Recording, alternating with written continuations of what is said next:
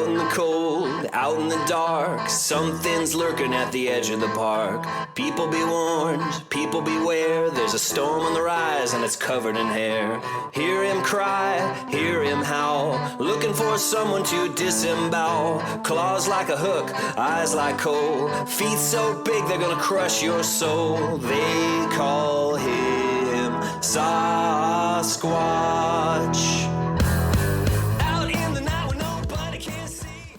This is Yowie Central. Welcome to the show. I'm Sarah.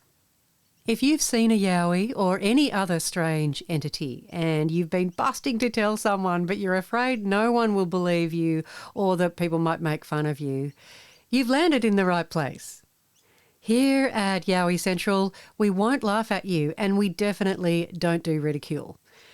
And although we're focused mainly on our beautiful hairy friends because I've been obsessed with them since I was a little girl, we know there's all sorts of stuff going on in the invisible world around us that's enthralling. So we shimmy down all the rabbit holes we can find. So if you've seen or experienced anything kooky or spooky, get in touch with me at yowiecentral@gmail.com and you can share your story with me and the Yowie Central listeners. And if you're a bit shy and you're not sure if you want to come on the show but you really need to talk to someone about what happened to you, get in touch with me anyway and we can have a chat. Remember, you're not alone and we're here to listen and to give you some support. I'm so excited to bring you this week's show. I'm talking Yowies, Junjadees, little people and Orbs with my very special guest, the adorable River Morris, proud Wiradjuri man and one of my favourite people to yarn with about our hairy friends. River is the host of his own radio show, Bum Nuts on Toast, on Fleurieu FM in South Australia. And he had his first Yowie sighting when he was 12 years old. He's also had multiple Yowie sightings and encounters throughout his life that he's going to share with you today. And for your information, for the first 10 minutes of the show, River's friend Greg, who happened to be there when I was chatting with River just before Christmas last year, Greg shared a couple of relatively recent encounters that he had in the Flinders Ranges area of South Australia. And I found this really interesting because we don't get that many reports from South Australia, and I'm not really sure why that is, because there is terrain there that I would have thought would be Yowie-friendly country. If there are any listeners out there who have any idea why we don't get quite as many reports from South Australia as other states, write in and let me know, because I'm really puzzled. River also shares some stories of his Uncle Ted, known as Gabu, and Gabu's special relationship with our hairy friends. And in the last part of the show, I share with River some experiences that I've been having. And as I say to River in our chat, I haven't shared these experiences with many people yet, and I'm a bit shy about sharing, and I almost cut that bit out of the chat. But I decided to leave it in the end because I thought if I'm not brave enough to share, how the hell can I expect other people to share with me? I will also talk a bit more about those experiences in the next show if you're interested and you want to hear more. So let's get into it today. Here's River, and first up, his friend Greg.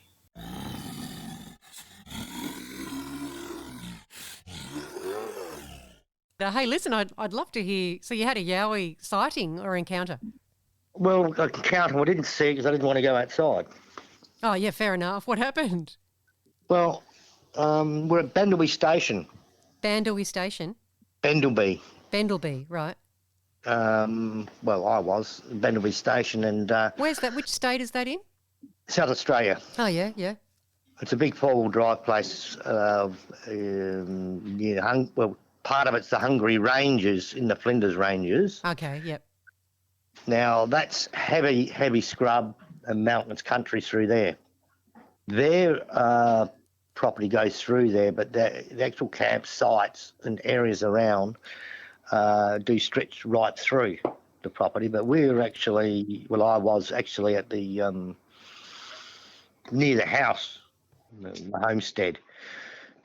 Basically, I just cooked barbecues and stuff like that, and there was nothing really happening. But one night I decided to put a roast on my camp oven. I had a pork roast.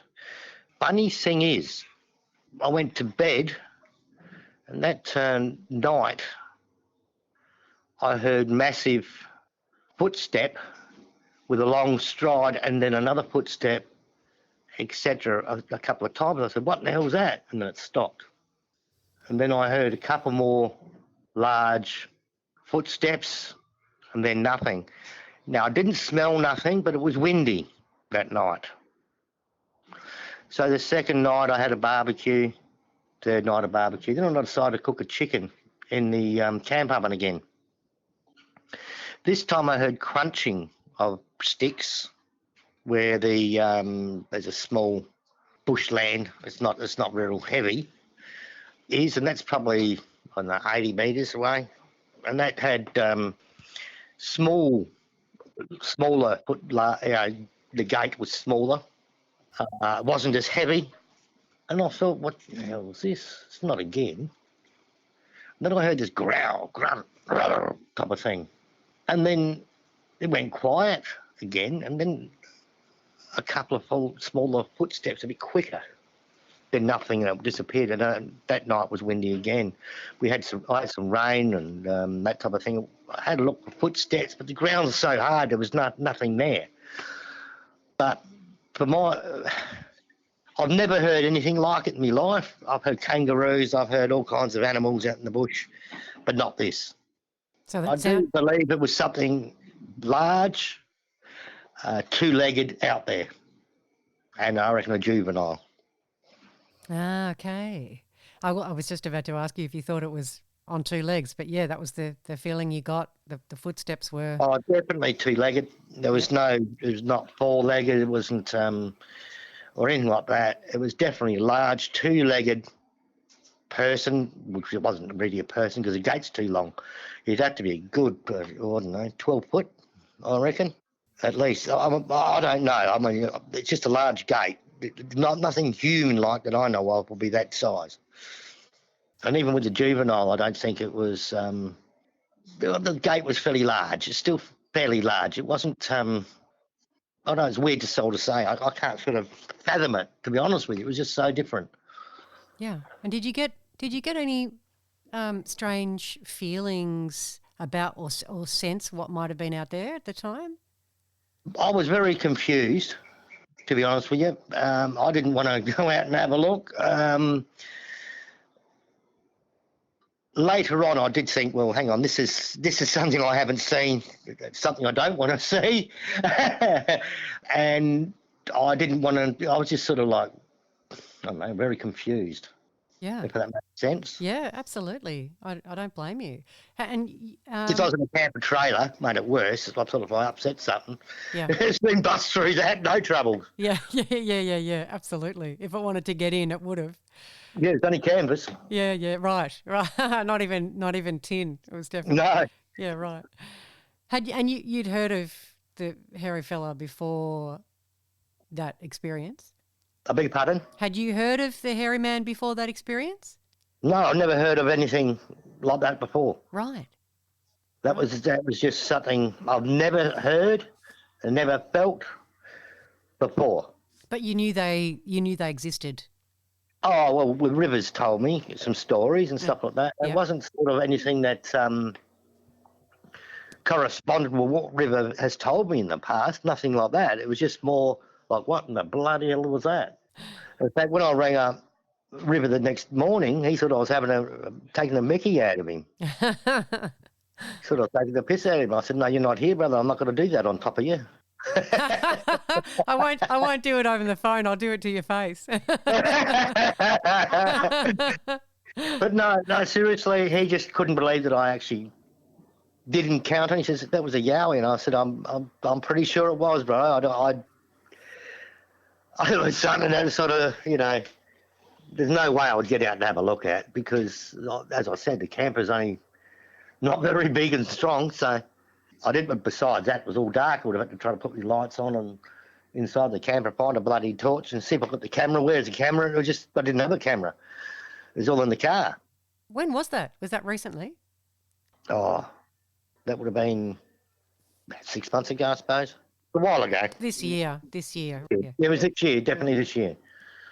And when I said to the owners of the property, they said, "Oh, it's just a kangaroo." And I'm going, "It ain't a kangaroo." No, there's a total different sound.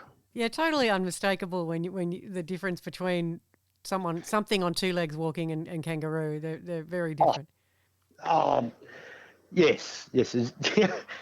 As I said, it was definitely something I haven't experienced in my life at all before.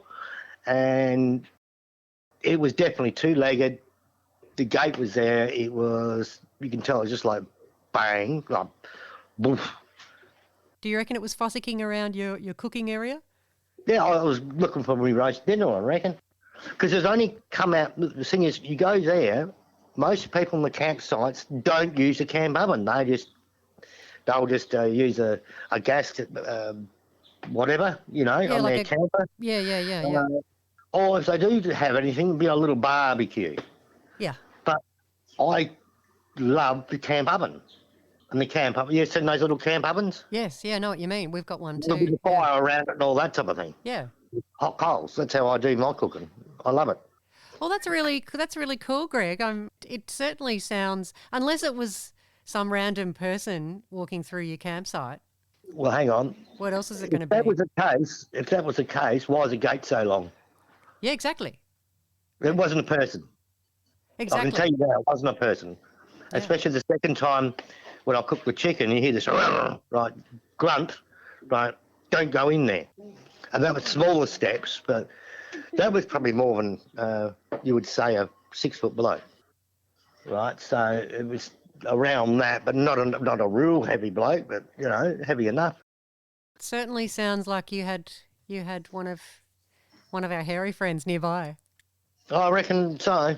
I don't have any questionable doubt, really, that they don't exist. I think they do. Yeah.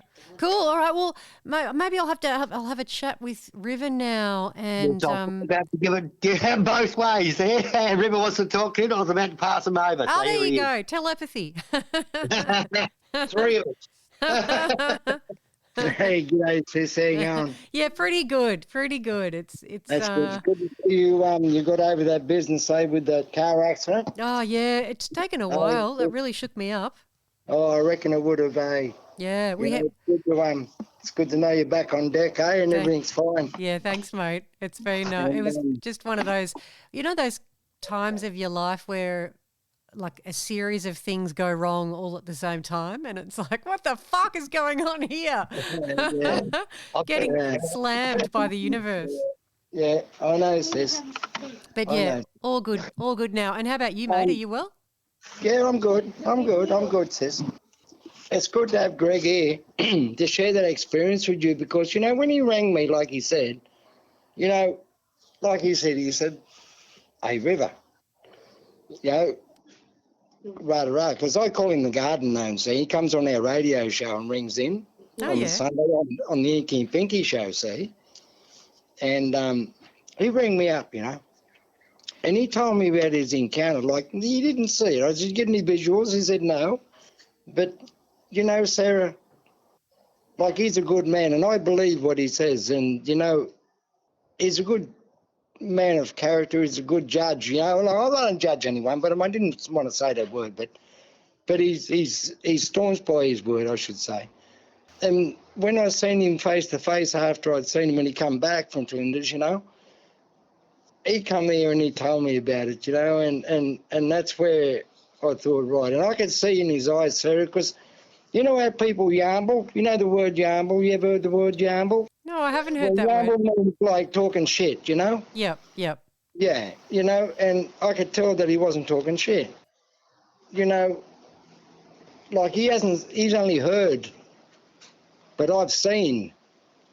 That's the difference, and he's always told me, he said, I'd love to see one of them, and I said, brother, I don't think you'd want to, because, it's not a good thing that you can take in. I have dreams, I have things, and look, all I'm saying is Greg's got back to me. He let me know what he's heard, And I've got so much respect for the man, it's insane. I mean, like, a lot of people don't reach out like that, you know?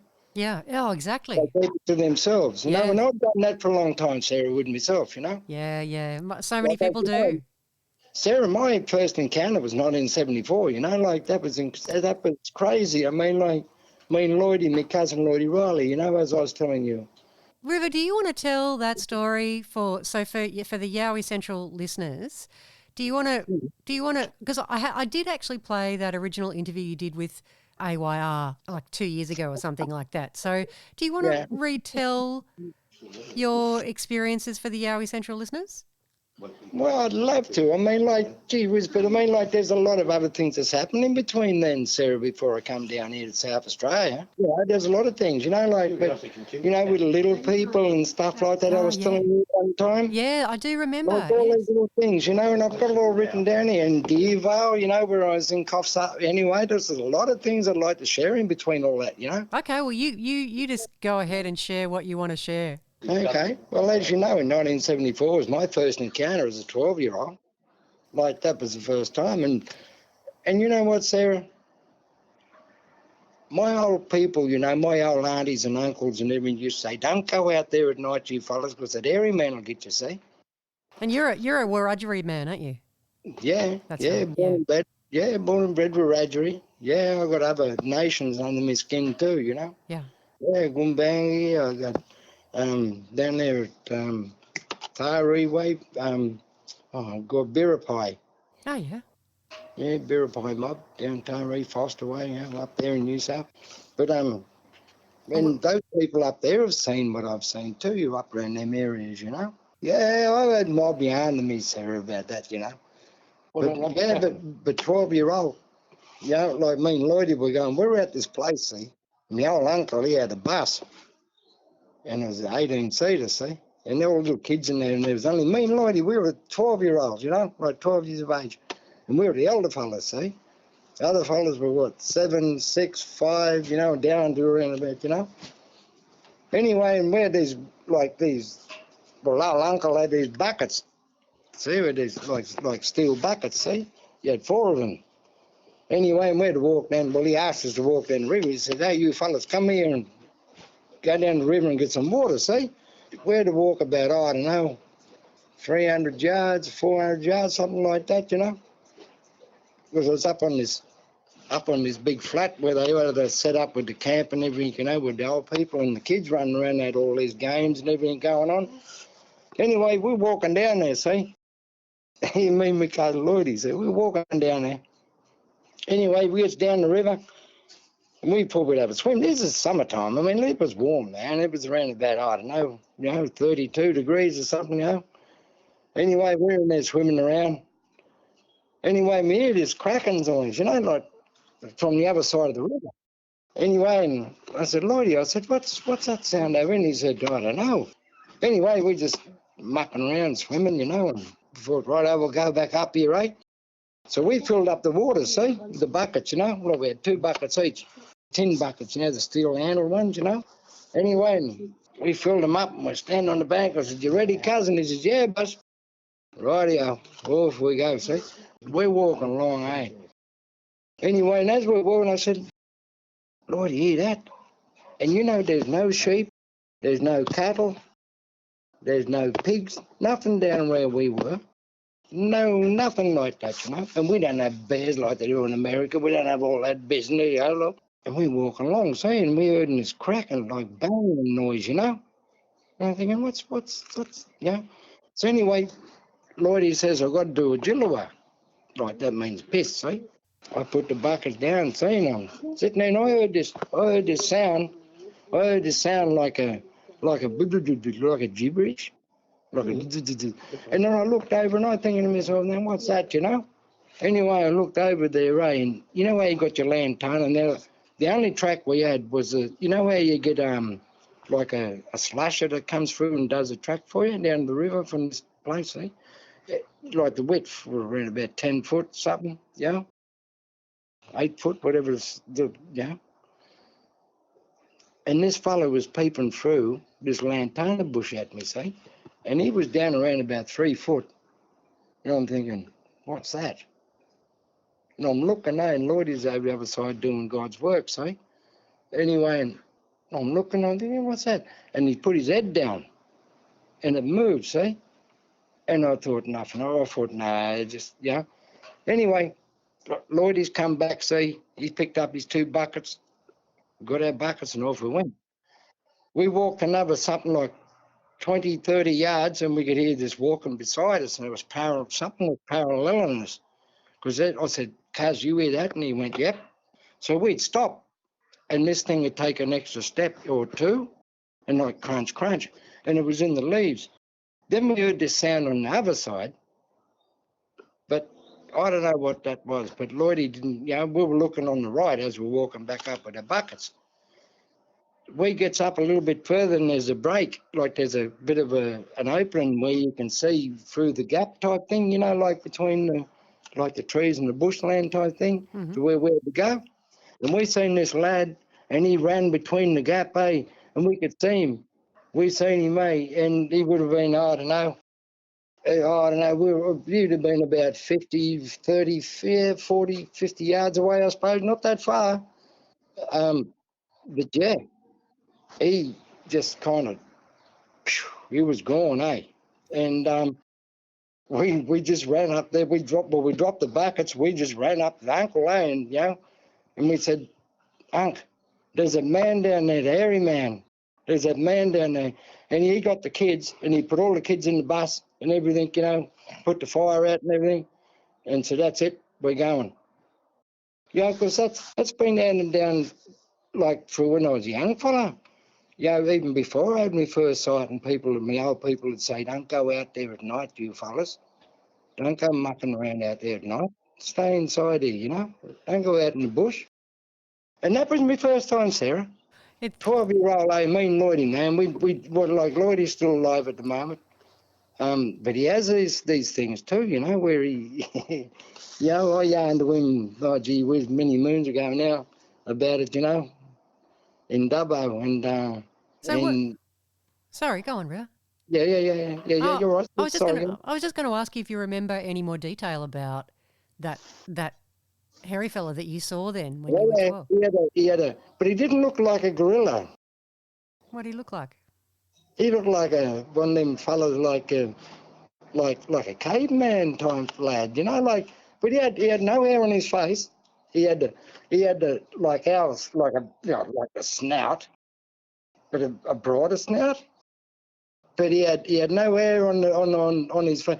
But he had no neck, because I could only see from his shoulders, and he was down crouching. So he was probably on all fours, looking at me, looking at Lloydie and I, Yeah. He'd have been down on all fours looking at us. He'd have been just coming through there and then getting up and walking on 2, like bipedal, but crouching down on 4, see? And he'd have been watching us. Yeah. But you know what, Sarah, what really gets to me, I heard my uncle say to my auntie about it when we got home, is because of the kids. See, I reckon there'd have been more than one, because we heard a noise on the other side, and we thought, well, no, like I said earlier, I just wiped it off. I thought it was just something else in there, like a wallaby or something bouncing around in there or something, But this thing was different. It was a different, and you know what? Like, we didn't get a smell. That was the thing, because we were probably, different wind direction, but what I seen is what I seen, and it's never left me mind, What colour was he? Oh, it was like a kind of where you get an old dog. It's got that on the bit of grey and brown and that on the muzzle. Yeah. Yeah, it had that on the side of his face, like the hair colour. Yeah. But then when he went down and then come back up, when Lloydie come back from doing Jillua, because I seen him twice, see, type thing. I looked and I seen him, and I looked away to see where Lloyd, and I looked again, and he wasn't there. And then when Lloyd come back and got his bucket, I looked, and there he is, and that's when Lloyd, I said, hey, cuz, come on, let's go, Yeah. And obviously your uncle thought that there might be danger for you, because he packed you up and left straight away. Oh yeah, he said, hey, come on, we'll get the kids now, and we'll go get the kids in the bus, you know. Because I told him, I said, hey, there's something there. He said, what's wrong with you two? I said, hey, because we left the buckets. We just left them there. Where'd the buckets at? We dropped the buckets, mate. Oh yeah, because you know we seen the lad run, see. Running on two legs? Oh yeah, boy, Peter up. He'd have been about, like as I was saying, about 40 yards away. He'd have been at least, I don't know. Well, mate, look, I'm getting on now, but yeah, my memory's still there, and I'll never forget it. But I reckon he'd really easy be around about 8 foot. Right. Like, and that's running, and that was quick. I mean, it was like, you know, the American people say that's like cartoon stuff. Yeah. Cartoon running. It was like he was there. You see him, he's gone. It was amazing, and you know, and I love what AYR are doing, man. They're doing some really good work, eh? Yeah, thanks. Yeah. Yeah, and you're involved. I've seen a lot of the footage, and that's so good what you guys are doing. You know, it's just unfortunate I'm down this neck of the woods. If I was back up my home, like Bellow way, mate, I'd be in their widgets, you know. Oh, you'd be so welcome, River. Anytime you're up that way. Share, man. But what I've seen, Sarah, like sharing is, you know, and to bring that awareness, you know. Yeah, absolutely. You know what, a mate of mine, he reminded me the other day about this thing when we were out the back blocks of sorry for swearing, but out in the back blocks of, like, you know. Oh, you can swear on my show. It doesn't matter, mate. You can cut it anyway, eh? Yeah, exactly. If it's too sweary, I'll cut it. But otherwise, I don't really care. It's fine. It's this, honestly, I don't. It's just I don't mind. thing where you just got. It's just the Aussie way. Yeah, exactly. Oh, But yeah, the same. black way of saying it, you know. Yeah, for sure. Mm. But when we were at the back block, see, then this is west of Dubbo, right? Okay, New South Wales. And I don't know if I told you this. There's me and my mate. There's Mick, Tony, and myself. So we had these cyanide tablets. See. Cyanide tablets. We made up our own cyanide tablets. For what reason? In capsules. To take yourself? No way. And not for any other reason. Hunting. Yeah, for hunting. So Got it. we were getting foxes. Yeah, right. Yeah, because the pelts were worth something like $35 a pelt. You know, this is back in the day. Oh, big money. Oh yeah, back in the day. Yeah. So you don't shoot them because you leave a hole. You know. Yeah, right. Yep. Yeah, someone might be a bad shot, bit of wind, you know, stuff like that. But so we done these cyanide tablets up, and we like shoot a roo, like knock a roo over, and we get a can of power, and we put the cyanide tablet inside the like a bit of the meat of the power, and then put it inside of the guts of the kangaroo. Anyway, we tie the kangaroo on the back of a rope. I know this sounds bad, but I mean, this is just how it is. Because there's that many roos out there, mate. They're like rabbits, you know. Yeah. And we dragged this roo along, see. And I'd sit out the back of the ute and I'd whistle. I'd just go like that, see. And it brings the foxes in. Anyway, we're driving along. We only do about something like 15k, only slow, you know, like 10k, 15k an hour or something on the dirt road. We were up in the mountains, man. We got this big spotlight in the back of the ute, like the back of the land, like 4-wheel drive. And we got the biggest shines out for ages, you know, like you can see everything, you know. And we got it set on the roof. Anyway, we heard this big bang, like pow, man, like this big bang, you know. And it had nothing to do with the Land Rover or nothing. And this big branch just fell on the road behind where we were like dragging the roof.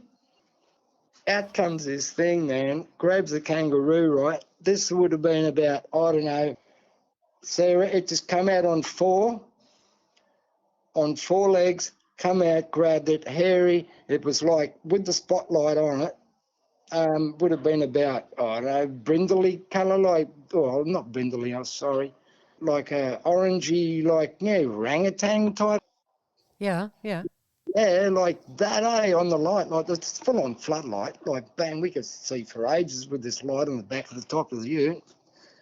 And these things come out, like the roo's about, I don't know, dragged about 200 foot behind us. Well, not so much, I don't know, probably 100 foot, I suppose. Yeah, I mean, and this thing's come out on 4, but it was about the height of it running out, and we seen it. I said it, Mick was driving. Mick seen it in the rearview mirror. Hang on, we got an aeroplane coming over the top here. Yeah, I can hear it. Yeah, I know. God. Anyway, and he's gone, River. And I went, stop. And this thing come out on 4, would have been about, I don't know, 4 foot high, I suppose, on the back. And it just come out, grabbed the roo, took the roo, and just took off.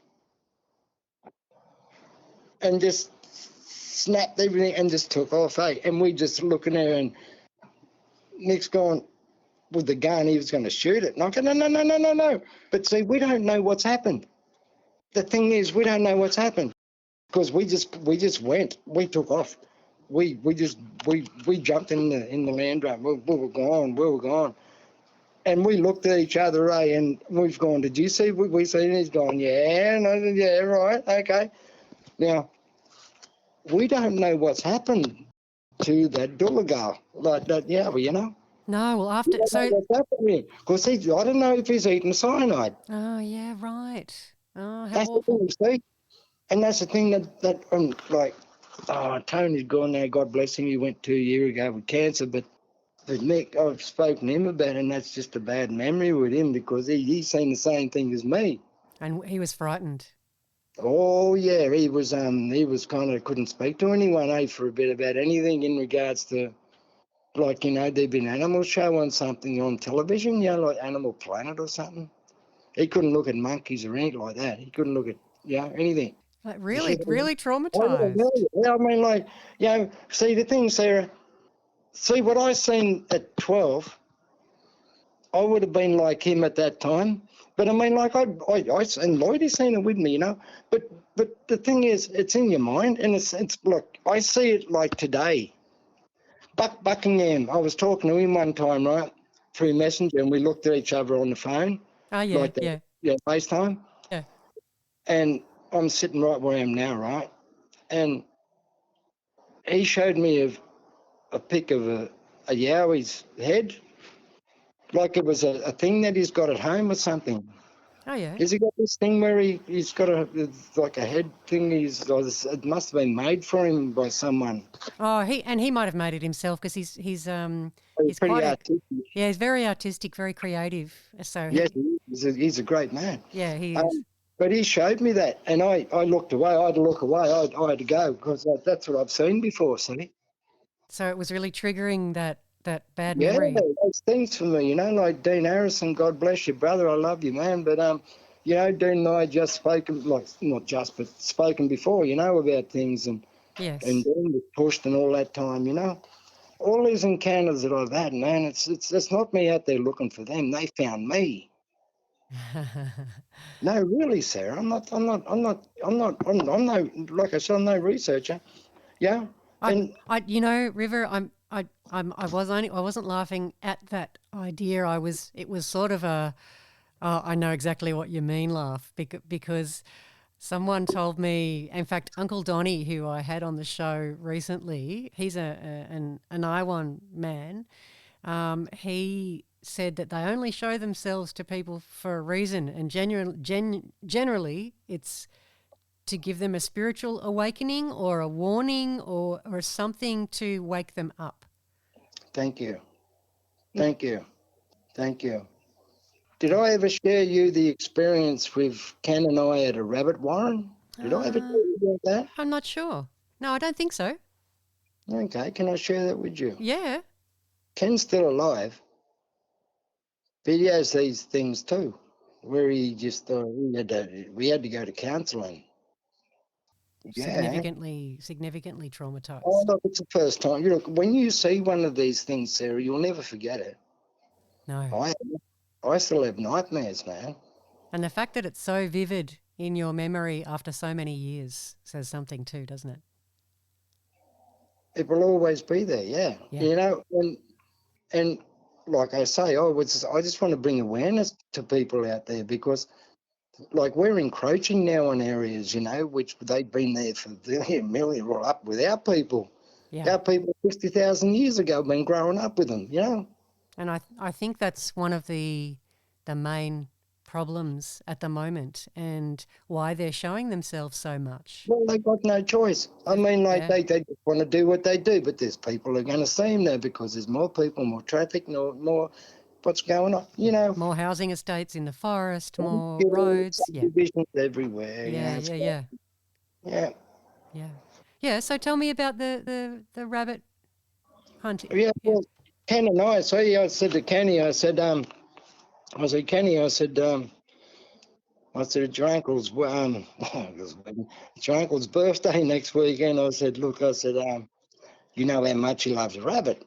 And he said, yeah. And I said, well, look, you know, I know there's a big warren, like big rabbit warren, see? And this is about, I don't know, 50k out of town. It's a place out there on Aboriginal land, see?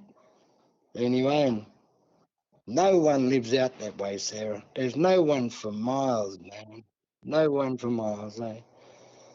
Not even like a shack. Not even like, because we've been through that land. We've walked it. There's a lot of creeks and everything through there, you know, and you know what I found through there, which was extraordinary, but you know how they got, you know, you got your crosses and everything, and you got your bends over, like your trees bending over and Yeah. branches bending over and all that sort of thing. Yeah. Yeah. Yeah. All that sort of like crosses, not only on the ground, but from tree to tree, see?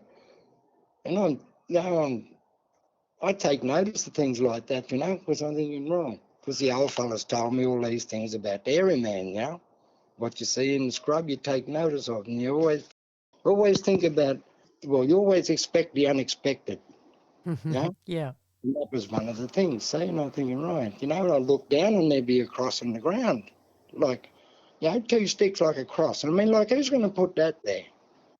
And it's in the middle of nowhere. I mean, like, there's no one around, but there's a big rabbit warren, right? There's about 15 holes in this big rabbit warren. I've known about this warren for years, right? We used to go with rabbits all the time. Then I said to my mate Kenny, I said, he's non-Aboriginal, he's white fella, see, but he's good mate. He'd grown up with a lot of black fellas, you know. Anyway, I said, I'll take you out here, brother. We'll go out and get him. But I've got to go over to Tiger's place there and get these ferrets. So Tiger had these ferrets. His old mate of mine, see, he breeds ferrets.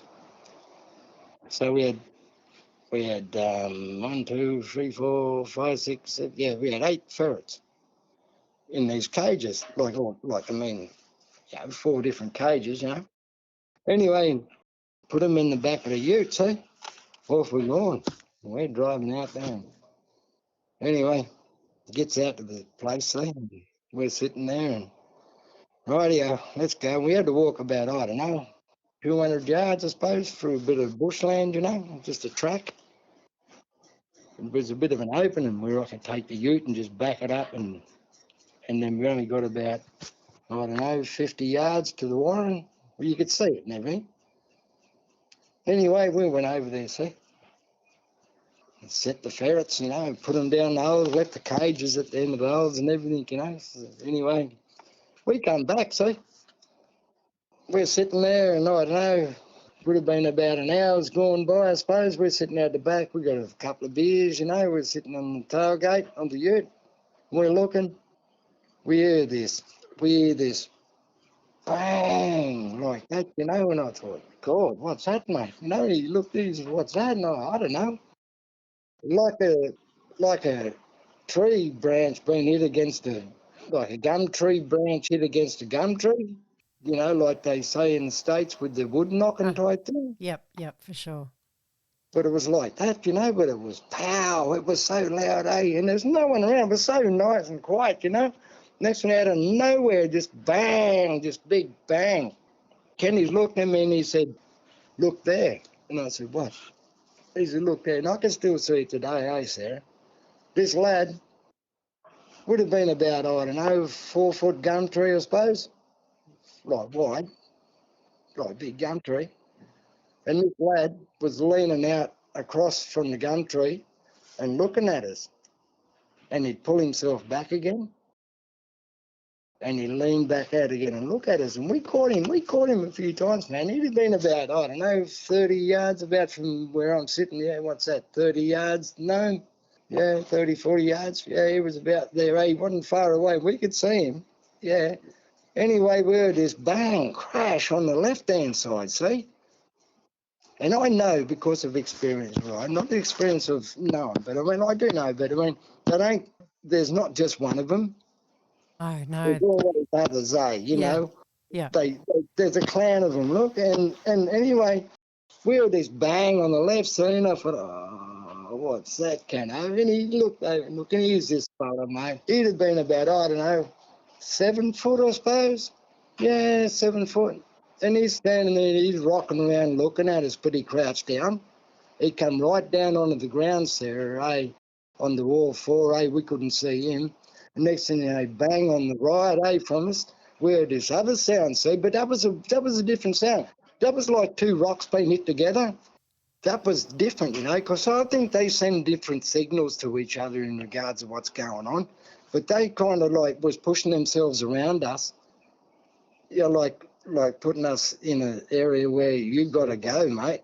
Yeah, you got to go. Because you know what I thought that was, Sam? I do still think today, because we got out of there, man. We got out of there. We left the cages, we left the ferrets and everything, We got out of there. Yeah. I don't blame you. Oh, yeah, because it was getting too hairy, Sarah. Oh, we had no weapons, which, you know, we can't fire guns. We wouldn't want to shoot them anyway. I don't want to kill no Yowie. You know, that's my people. You know what I'm saying? They've been growing up with us for years. I mean, like, I don't want to hurt them. You know, like my uncle spoke to them people. He knows. And look, you know what, Sarah? I've never shared this with anyone else before. You're the first one. Yeah. In 1994, at a place called Oberon in New South Wales, I had the opportunity to speak what we call gibberish. So you spoke with them? But they didn't. I couldn't understand them. What? I spoke to them in my Aboriginal language. Yeah. And they responded to me in gibberish. Oh, wow. And you know what, Sarah? They were only about 10 foot away from me in the bush, and I couldn't even see them. Was it at night time or during the day? Nighttime. You can't do it at daytime. This is at night time. Yeah. You only do our lingo in Aboriginal time at night time with our people. They're our people, see? Yeah. With our different people. Yeah. And They've been with us for years. Come on, they've been with us for years. My uncle used to speak to them, sister. Well, what? How? Tell me about that. I can even tell you where it was. So what? I can even show you where it was. So what did he? So was that in that area near Dubbo as well? Your uncle? No. My uncle was down. No, he was down south coast, down Wallaga Lake way up. Oh, right. Yep. Yeah, down there, Gulaga Mountain. Gulaga Mountain. Gulaga Mountain. Is that connected to Doolaga? Well, Gulaga, see? Similar sound. Gulaga. Yeah. See? Funny, Tricky. So what did your... Okay, I've got lots of questions now. So what did your uncle, I'd love to ask you about what your uncle told you, but before we move on from the Oberon story, so you were sitting out there at night by yourself and you knew that they were nearby, so you said something to them? At Oberon? Yeah. Oh, God, no. I was in the bush. I was doing some milling work in the bush in the mountains with my mate. He had the mobile mills. A mobile mill. Mill, yeah, like you mill wood. Oh yeah, right, a timber mill, mobile timber mill. Yep. Yeah. Yeah, he's got a mobile mill, so I was out there giving him a hand. Okay. Anyway, and he jumped in the ute. This is about by the time we finished was about 8:30, 9 at night or something. And he'd gone into town, see, because we had a little hut there. Like, you know them ones where, like your electrical huts? Yeah. Yep. Yeah, you know them mobile things? Yes. Yep. Everybody much, you know, you just put 2 beds in there and sleep, get up early in the morning and go on attack again, you know, like we work, you know. And he'd gone into town, and it's about, I don't know, 3-hour drive into town. We were up in the mountain, mate. Yeah, it was tricky, eh? Anyway, and I was sitting there, see? And I had radio, but all I had was ABC. Anyway, and I put it on, it was this jazz music, you know, and I thought, you beauty, at least it's music, you know. Anyway, and we had a couple of deck chairs. Well, no, the fold-up chairs. You know the fold-up chairs? Yeah. I went out the back there, see, and there's about, I don't know, 10, 12-foot gap between here to the bush. Could be a bit more, 15, 20 foot, I suppose. Anyway, and I'm sitting out the back, see? Cracked a beer, first one. Anyway, and I thought, oh, God, well, you know, just thinking about the days, what the day was like, you know? And I hear this like that, you know, and I thought, nah, it can't be a pig. Because we we've got no dogs here. So it wasn't a dog, wasn't a pig. But I heard this grunt, like like that, see? Anyway, I thought nothing of it. I thought, oh, just a bird or something, you know, or something stupid, you know, because I've been busting me black ass all day working, you know. I got up, see, went inside, made a cup of tea, drank the tea, went and had a shower, see, freshened up, come back out, and I was sitting there, see, just about light a smoke, and I heard this like that, you know. And you know what I thought that was, Sarah? I thought that would have been the sewage or something, or some gurgling through pipes. Yeah? Yeah. Right. About, I don't know, 30 seconds later, like that again, see? I'm thinking, nah, what's going on here, you know? Like, I'm on my own, man, nothing else with me, eh, but just the bush and the stars, you know? Anyway, and I went inside and I looked at the toilet and everything, and there was no bubbling going on in there, you know, like, and checked things, you know, and listening inside, went everywhere, you know, like around the place, when it walked around, you know, looking and thinking, what's going on here, you know? I come back, sat down again, see, and I thought, right, lit me smoke. Then I heard this, like that sort of, like that. And I thought, oh no. I went out onto that foot of the bush, like right on the edge of the bush, see? I went, and they went, there was a big pause for about 30 seconds, and they went, like that, me, eh? I didn't know what they said to me, but I knew what I said to them. I said, don't you hurt me, you stay away. I'm your family. Wow. Yeah, but they said something to me, but I couldn't understand. But, you know, like it was just so kind of tricky, you know, I thought, wow, yeah. Wouldn't it be cool to understand what they said? I know. And, you know, like Dean, I really got a lot of respect for Dean Harrison, man. You know, he put so much into the hours, like the research and everything, you know. Yeah. Such a shame it can't be up there with you fellas and been in a full-time thing with you know. But I know what I've seen, Sarah, and you know, there's a lot of things I've seen before, like besides like Yowie too, you know. Yes. Well, you did tell me Oh yeah. when we had a chat not that long ago. We had a lovely long yarn on the phone, and you told me you'd seen some little people.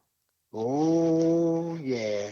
Do you want to tell the Yowie Central listeners about that? Because it was so fascinating. Oh look, it was unbelievable. You know, and my old people used to tell me about them, you know.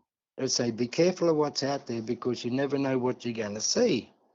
And you won't believe what you see until you see it, you know. And I think, righto. But when I seen them, we come back from potato farming, see, me and my old mate were looking after a person's house, and, you know, had to go down to Melbourne, and I'll never forget that. And the place had this kind of the back of it had this like an archway type thing with all vines and everything. And you remember, eh? Yeah. And that lad come out. And He had like dungarees on, like with a pipe, but his old fella with a beard. And he'd have been about, I don't know, 2 foot. Yeah, he probably come out with a pipe. And he had like dungaree, like, you know what I mean, like overalls type dungarees type things on. Yeah, like a little garden gnome or something like that. Yeah. Where was that again? Oh, it was out the back blocks of Mullumbimby. And so you saw like a little 2-foot male little person with a beard and a pipe. And then when because see, that was with Kenny and I, right? Oh, not Kenny and I. It was with Peter and I. We just come back, got a carton of beer on the way home, sat back. We were naked, man. It was 2:30 in the arvo, something like stupid, like 37 degrees. So we pulled stumps early, and we come back, see? And we were sitting underneath this place in a mate's place. We were just, because he had to go down to Melbourne to help with his mother and that, everything. She's going through some bad times and with health, She said, yeah, we'll look after the place. And he said, you look after the potatoes. So we're doing a potato farming, see? So we were out there. We got out there early in the morning. I mean, like, gee whiz, about 5 in the morning or something. We were out there. We only had to, drive about a K. We gets home, sits out the back underneath that bed I was telling you about with the vines over the top. And there's an area where you can sit, and there's an opening to like another gate, like a doorway, where you can go out to your left and it goes into bushland, into the scrub. It's all scrub, all bushland, Anyway, and we're sitting there and we only had about, I don't know, 3, 4, 5 drinks out of the bottle, I suppose. And here comes this little fella walking out. And he had a pipe in his mouth, he had a beard, and he had this, and me bro, he's going, look at this fella, And he walked out, and he looked at us, and then he was gone. He went through, into the scrub. And I said, did you see what I seen? And he said, yep, we've seen this little man, these little people. So we kind of trying to work out in our heads what we'd seen. I mean, like, we've been out in the sun all day thinking, well, did we see what we really seen? And it was amazing, man. Anyway, we're trying to work out what we'd seen. We're talking about it, I'm going, God, gee whiz, bro. I said, we better have another drink after this one, So we got another beer. We're sitting there. Next thing you know, 4 of them had come out after about, I don't know, half an hour or something. They'd walked out and they looked at us and scattered back into the bushes. Well, that was it. We were on post then, mate. We didn't know, we just sat out the back and we never seen anything else again like that. What did they look like? What did the 4 look like? I think I remember you told me that there were females too. Yep. 2 females, 2 males, 2 little fellas, 2 little girls. Can you describe what they looked like? Yeah, they were like your normal little girls. I mean, like, how you get your little pixies type thing, like Tinkerbell or something like that? No, not so much like Tinkerbell. Pixies type, like, well... More like was it more like a gnome? More like a gnome? Like gnomey girls. Yeah, I know what you mean. Yeah. I mean, they just look different because they had long hair. The other 2, you could tell they were males because they just looked like little kind of little men. And then 2 little girls. But I mean, but they had hair and the other 2 didn't, What colour was their skin? Oh, yellowish. And what about, what did they... Beige, kind of a beigey yellow, yellowy beigey type thing. Because we had the back light on. We had a big spotlight, like the, your 100 watters type thing. We had that on there, so that was shining. But we seen them, eh? We seen them. Yeah, no, I believe you. And they were gone, man. They were gone. What were they talking to each other, or were they making any expression on their faces? They had an expression like, uh-oh, we've been caught. Yeah. The look of kind of like, uh-oh, yeah. And the 4 ran back in the bush. But the old fella, the first fella we seen, he didn't even know we were here. Because they must wander through there, see, ungodly hours of the night or morning. Yeah, and at their own leisure. But when he spotted us, the old fella, he didn't even know well, he did spot us, but I mean later on, because he didn't even know we were there when he first came out. We didn't know he was there either until brother spotted him. Peter's gone, hey, look here, he said, you know. And then he walked for about another 4 or 5 paces, and then he spotted us because he heard him, and bang, he was gone, man. He was so quick, eh? So I'd like to know what's in his pipe. Yeah. Yes. I wonder, like, what.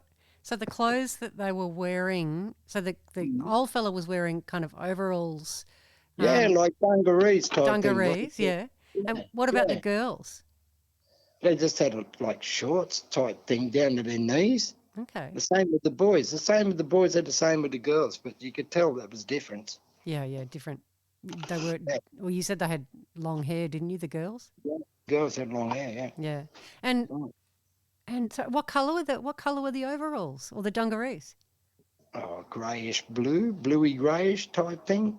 What sort of what sort of material was it made of? Did you get I didn't have the opportunity to touch it. I mean, No. if I did, I'd have caught him. I'd have him in now, mate. I tell you what, I'd be the richest black fella in Australia in the world. You probably would be. Yeah, I'm happy for them though that you didn't catch him. I do too, because I tell you what, it'd be hard to maintain him. Yeah. Well, you never know what sort of powers and abilities Sarah, something they have. Yeah. have you heard of brown jacks? Yes, I have. So, from what I understand, brown jack's another word for the little hairy fella. Mm-hmm. So, do you reckon? But these guys don't sound like brown jacks because they weren't hairy all over, were they? Well, the little lad I seen at a place called Collarenabri, he was a little hairy fella.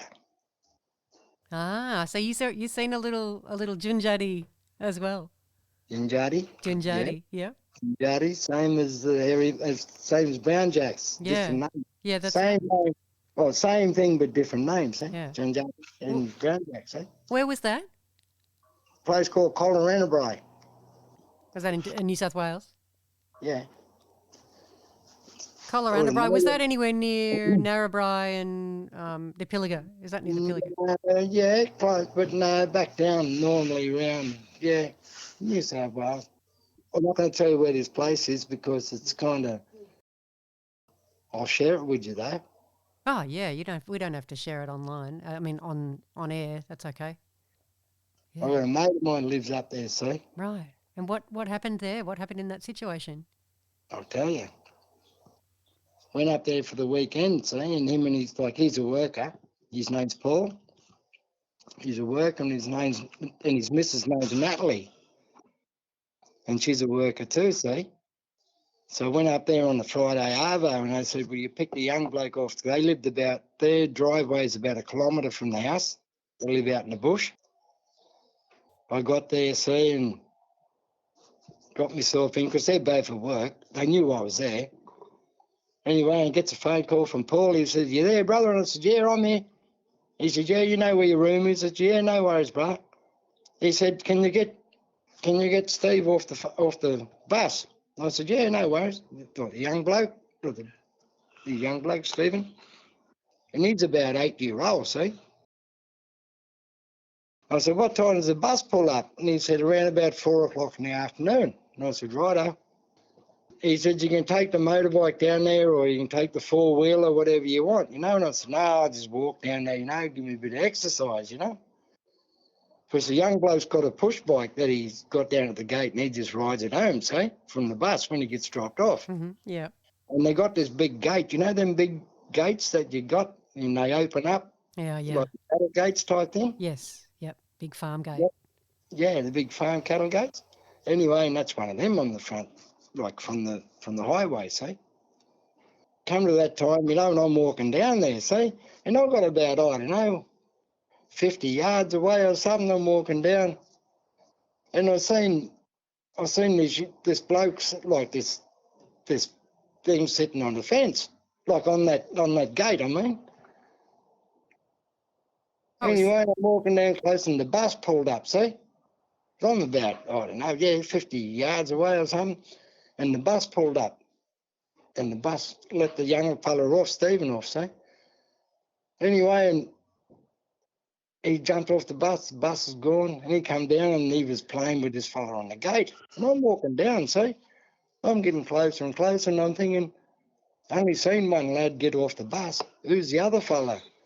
And they're both playing and everything, playing on the gate, swinging the gate back and forward, onto the road and off the road. And they're playing on this gate.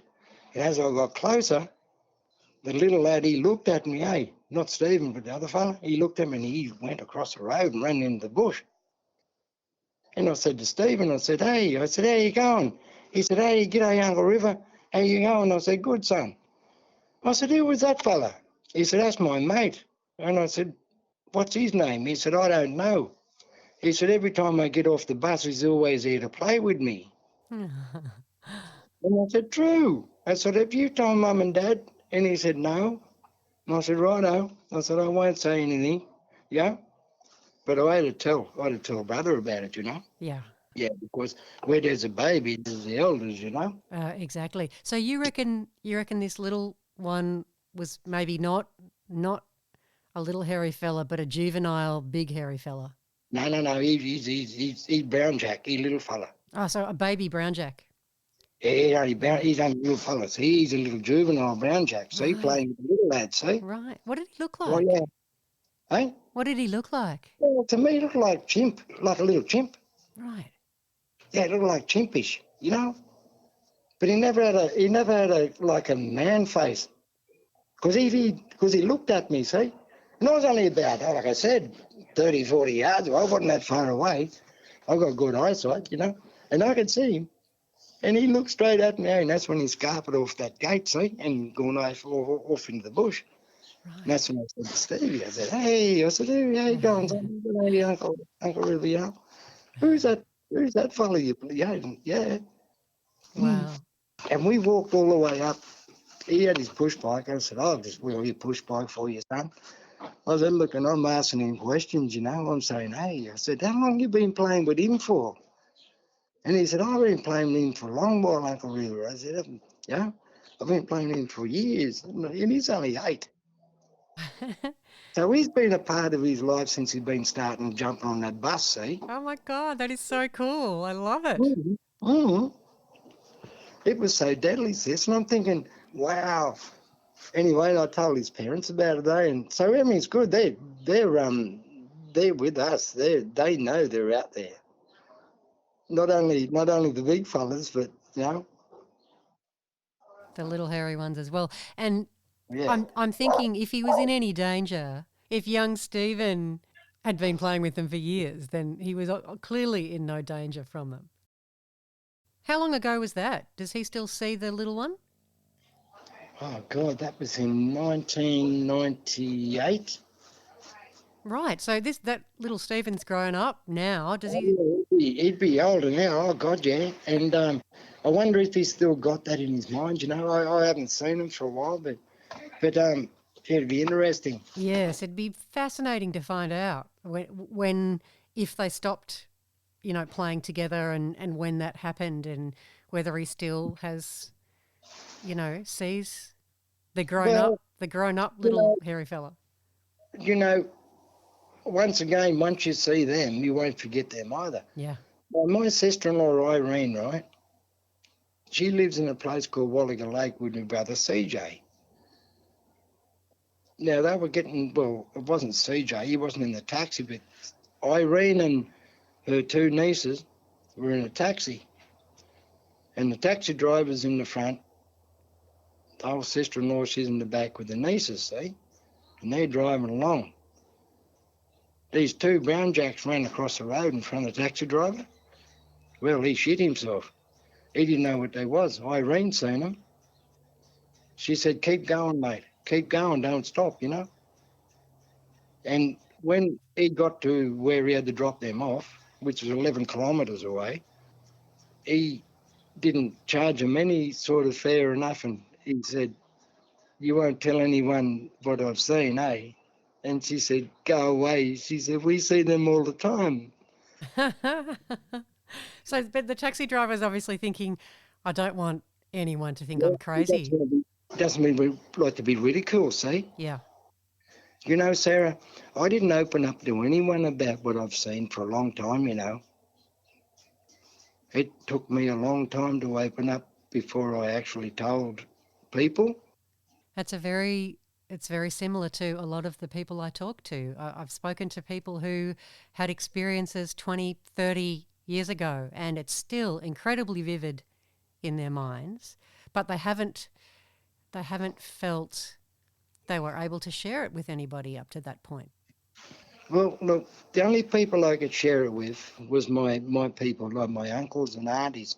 Now, I lost my last auntie from my mother's side of 15, and I lost my other uncle the other day or other week from my father's side of 15. So all them fellas shared a lot of stuff like this with me, and not only Yowies, but a lot of paranormal. Ah, right. The Oh other, yeah, the other. Gunge. You know, like I had a gun. I've had a Gunge with me. He's still with me. I've had him since I was about 13, and that was the time straight after I'd seen me first encounter with the Yowie. See, down by the river. I was 12 then. Next thing you know, I got this thing that happened to me. See, and I was sitting I was laying in bed, and I felt this thing hit me on my arm. See, and I had nothing in there. It's just me in the bed, you know. And this thing hit me on the arm, and I woke up. And I seen this fella standing there, and I didn't know what to say. I didn't know who he was. But then he gone. He looked at me, and then he just went, like as in just faded out, you know. Right. But what did he look like? Aboriginal man. Did he say anything, or he was just looking at you? He just looked at me. He Right. tapped me on the shoulder and looked at me. Well, I asked my old grandmother, see, because I'm a stolen fella, see, I was taken away. Oh, River, I'm sorry to hear that. That's okay. So my grandmother come and got me from the welfare, see, and she taught me a lot of tribal stuff, you know, but she can only tell me so much because it's other than that, it's women's business, you know. Yeah, yeah, of course. And so she had 9 sons and 6 daughters. So my uncles, they took me away and taught me all the business, see, how to dig for yams, how to do this, how to, you know, what berries to eat, what not to eat, what to do, what not to do, you know, and be respectful in life. You know, they were like my uncles were all shearers, hard working fellas, you know, and they were out in the bush. There was an incident one of my uncles told me about, and it was a place called Woolomaringle. And they had in the newspaper out there about this beast of Woolomaringle. They don't know what that was. They never ever found out what the beast of Woolomaringle was. And you know what, Sarah? I reckon it was a Yowie, because there was a shearer's quarters, and this bloke was living out there in the shearer's quarters. And someone said something about, oh, I wonder how old mate's going out there, you know, so we'll go and check on him. When they went out there, he was just all over the place, like, you know. And they come into town and they told people like the constabulary about it, you know. So they went out there and checked it out. It's called the Beast of Woolomaringle. And yeah, there was a thing in the paper about it. I still remember that. And it was handed down from my old uncles, and they said, look, it's out there, you know. And I said, yeah, uncle, I know, you've told me all about it, you know. Did they? Because they've always said to me, Sarah, hey, don't go out there at night time, look, because, you know, the lads are out there. Yeah. The lads are out there, right? And I said, righto then. But, you know, Sarah, I love the bush. I've always been out in the bush, you know. I love getting out there, and even though I'm down here in Adelaide at the moment, but it won't be like this in 2023. I'm heading back up home in the bush, mate. Oh, good. Good Yeah, move. I'm going back up, mate. I'm going to get back up where I belong, you know. Heading back I've home. I've been in Noongar country too long. I mean, I got to get back home, yeah. But yeah, and I want to get back up there to where I feel like I'm associated back with them again. You know what I'm saying? It's just like I miss them. It's crazy because every time I went out in the bush, even in Thora, right? When I was there, when I seen that family, man, that done me. Like when I was in the morning, you open the door to Fort Econoban, you know, like I'm coming down the road, you know, like on the way to do my breakfast radio show. That morning I seen them there. And all my dog Lumina, she's in the back, you know, and all my gear's in the back. I didn't have my phone on me. I mean, if I'd had my phone, I'd have got them. I'd have got a pic of them. Honestly, no joke. I was only about 20 yards away, you know. They'd have heard the motor, you know. I didn't know they were there. I come down that, like it was like foggy, but it wasn't that. I had it on low beam, didn't have it on high beam. And when I come around that bend and I seen them standing there, the father and the mother and two juveniles, well, that done me. Numina, my dog, her name's Numina. I call her Numina because it means night time in our Gumbangi language. She's a Great Dane cross Alsatian, so she's not a little dog. Oh, she'd be beautiful. Oh, yeah, she's crazy. She's 16 next week. Oh, goodness. So she's seen a lot of shit too, eh? She's seen Yowie. She's seen Orbs with me, Sarah. Yeah, right. How did she react? Oh, God. She was just going off her tits, man, in the back of my van, I'm speaking to her in lingo because she understands my language. I'm going, and she come down in between the seats and we were looking straight at him. And the old fella, he'd have been about, I don't know, 8 foot, I suppose, 9 foot. Yeah, because the water was up to the water was only about, I don't know, 3 foot. So it was nothing to them. But he locked eyes with me, eh? And he had kind of like yellowy, orangey type coloured eyes, eh? Like it was funny because, and then he kind of nudged the old girl, and then they just moved on, eh? But they moved quick, so quick, and they, you know, it was just amazing. And I've gone, no way. So I've gone in, done my show, rang up my uncle. I still got to talk to you, Unc. I've seen something which you know about, and I've got to tell you something. Yeah. Oh, yeah. That was crazy, man. Yeah, so the big fella, the big fella that you locked eyes with had yellow eyes. Orange, yeah. Was that an eye shine because it was nighttime and you had the lights on, right? It was the morning. It was about 4:30. Yeah, 4:30 in the morning, 4:45, something in the morning. So I was on the way to do recce radio. So I had to drive, like 40 K, like K. So yeah, it was early.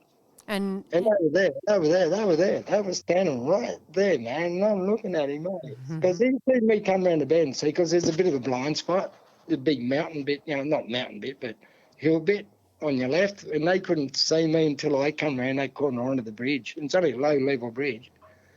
When I come around and I seen the lad, I seen him straight up, and he looked at me, and I put the brakes on. I just had the lights on him, mate. And you think I could get over the back to get that phone quick enough? Nah. Oh, yeah. Yeah, when he locked eyes on me, see, I looking straight at him, Sarah Ray. Looking straight at him, mate. And, you know, and he put his head down and gave her a nudge, and then they hooked it. Oh, yeah, they were quick. But you know what? That is real, man. They are out there, eh? Because I've seen, I don't give a shit what anyone says. They can tell me, it took me a long time, but, to tell anyone. But you know what, Sarah? There are a lot of other people out there who've seen them that won't admit it. Yeah. And we want them to come forward and say, hey, come on, don't be afraid of saying it, because, look, there's other people besides you and I that are saying, I was working for this mob, right, in Kalang, which is just out of Bellingen, up in the mountains. Anyway, and I said to him, I said, how you going, Dean? Like, this is like his name's Dean. And he said, River, he said, can you drive into Coffs Harbour and get some batteries? Like, you had this solar business. You know the big solar batteries you get? Yeah. Anyway, and so I drove into Coffs Harbour, waiting for this truck to turn up, put them on the back of the ute and then bring them back to Kelang, you know? And Coffs from Kelang's about, I don't know, 45-minute drive, hour drive or something, yeah? Anyway, he gets there and I told the lad, I said, look, well, I'm just here to pick up some batteries, these solar batteries for old mate, you know? And he said, no, the truck's about 2 hours away, mate. There's a bit of a thing going up north, you know? And I said, oh, good, okay, no worries. So I rang up Dean soon. I said, look, I'm just going to hang around Coffs Harbour because, you know, like, it's going to be 2 hours for the trucks here. And he said, no worries. So anyway, I went over to the Greenhouse Tavern, so you could go and have a beer just to wait for the truck, see? Anyway, and I'm sitting there, and this bloke pulled up, see, with his wife, with his child, and the child, see? Well, his wife dropped him off, and he had the kid, this young fella, see? He walked in. I didn't know this fella from Barras Hope, Sarah. He walked into me, and he said, I was in the beer garden having a beer, see? He walked in. He said, g'day, mate, how you going? I said, yeah, good, mate. He said, can I leave my young bloke here with you until I get a beer? And I said, yeah, not a problem, mate. Young? And his young bloke was named Scott. I said, g'day, Scott, how you going, mate? And he said, good, thank you. You know, yarning away, you know. His father come back, shook hands, and he said, thanks, mate. And I said, no worries, mate. I said, you know what? I said, that, like, I could have been anyone, you know. I could have been anyone, Sarah. I could have been some mental child, you know. I could have taken that kid away and he wouldn't even know, eh? Yeah. Yeah. Bit strange, bit strange leaving your child with a man you've never met before at the pub. That's it, eh? You know, I said, well, thank you, mate, because I told him that, you know, and I said, well, he said, you know why I did it? And I said, why? He said, because you look like a respectable Aboriginal man. Yeah. I said, well, thank you, brother. Yeah. I said, thank you very much. Anyway, and he said, after a bit of a yarn, you know, he said, can I ask you something, mate? And I said, yeah, what's that? He said, do you believe in Yowies? Well, that done me. That done me, Sarah. Yeah. That done me. And I said, right. I said, okay. I said, what do you know about Yowies, brother? Well, he lives up in Deervale. You heard of Deervale? No, where's that?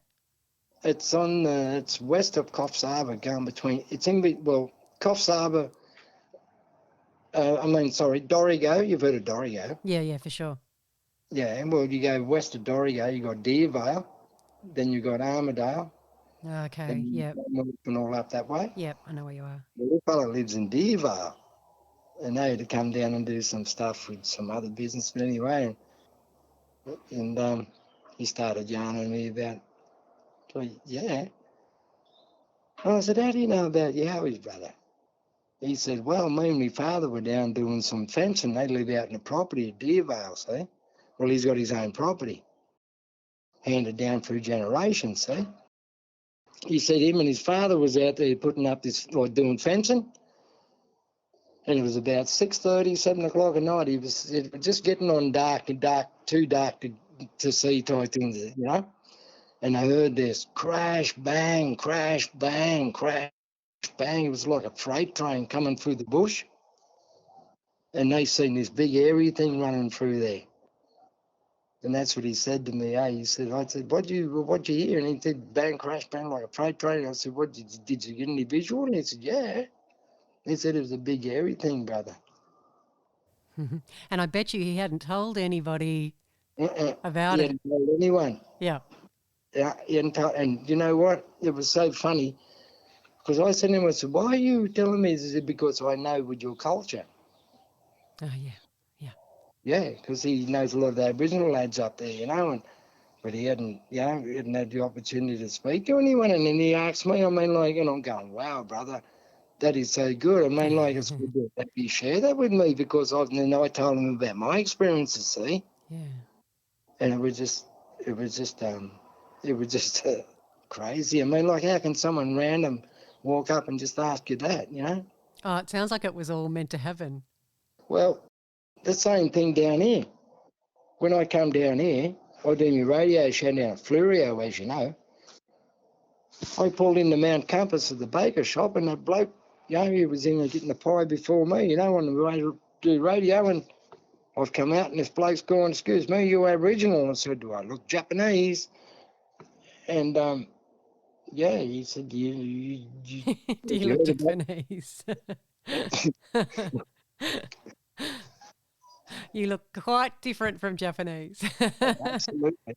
He asked me he said, "Have you heard about the Black Panther around here, mate?" And I'm going, "No, I'm not from here, mate. I'm from New South Wales. I've only been down here a month." I said, "What's going on?" And he said, "Well, besides that," he said, "have you heard of the Yowie?" And I said, "Oh, no." I said, "Look, I'd love to sit and yarn with you, mate, because he lives up in the lofty ranges. And he reckons he's had experiences up there." I said, "I'd love to sit and yarn with you, mate, but I've got my radio show to do."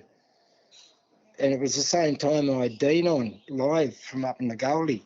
Oh, right. So you couldn't miss the show. Yeah, it was so good. Yeah. Oh, cool. Mm. Cool. So you didn't get a chance to meet up with him later or anything and hear about it. Oh, God, no. I've never seen him again in my whole born natural, I mean, like, no. But there's another thing I want to share with you too. Yeah. I talk about the Pilliga Scrub, right? Yes. I bumped into a bloke here about, 3 weeks ago. And, well, it was in a coffee shop. Well, not a coffee shop, in a bakery. Oh, yeah. And I was getting something to eat and heard this bloke talking about the Pilliga Scrub. And I said, "Where are you from, mate?" And he said, "Coonabarabran." I said, I didn't know him, white fella. I didn't know him, he didn't know me. I didn't. And I said, "Excuse me, mate, can I have a yarn to you?" So we got to talking. His name's Craig. I said, "Hey, you from Coona, mate?" And he's going, "Yeah, mate. We're having a good yarn out the front, see?" I said, "You know about the Pilliga then, don't you?" And he said, "Oh, yeah, God, yeah." He said, "A lot of people won't go out there or don't pull up there." And I said, "Yeah, well, you know what it's like, eh?" And he's going, "Yeah." Like, I've seen the footage with you guys out there when you're doing your stuff. Have you heard whoops? The boys have, yes. I haven't personally, but the boys have heard whoops. They've heard mumbles and gurgles and all sorts of strange noises out there. I had a mate of mine, Michael Truth. His name's Michael Truth. That's his surname, Michael Truth. That's a great surname. We're at this place, and it's in between, like, it's where one river runs into another, like a fork. Yeah. And we were there, so we were fishing. This is about, I don't know, 3 in the afternoon or something like that. And this is 2012. And we're sitting there, see? And there was a few cattle up on the top, where the lads have got their, they come down, like, with their properties and everything. And they come down, you could see the trails where they come down the river to have a drink. Oh, yeah, yep. And go back up. But it's all like gum trees, it's all heavy, like, foliage, like, it's all bush. We're sitting there, see?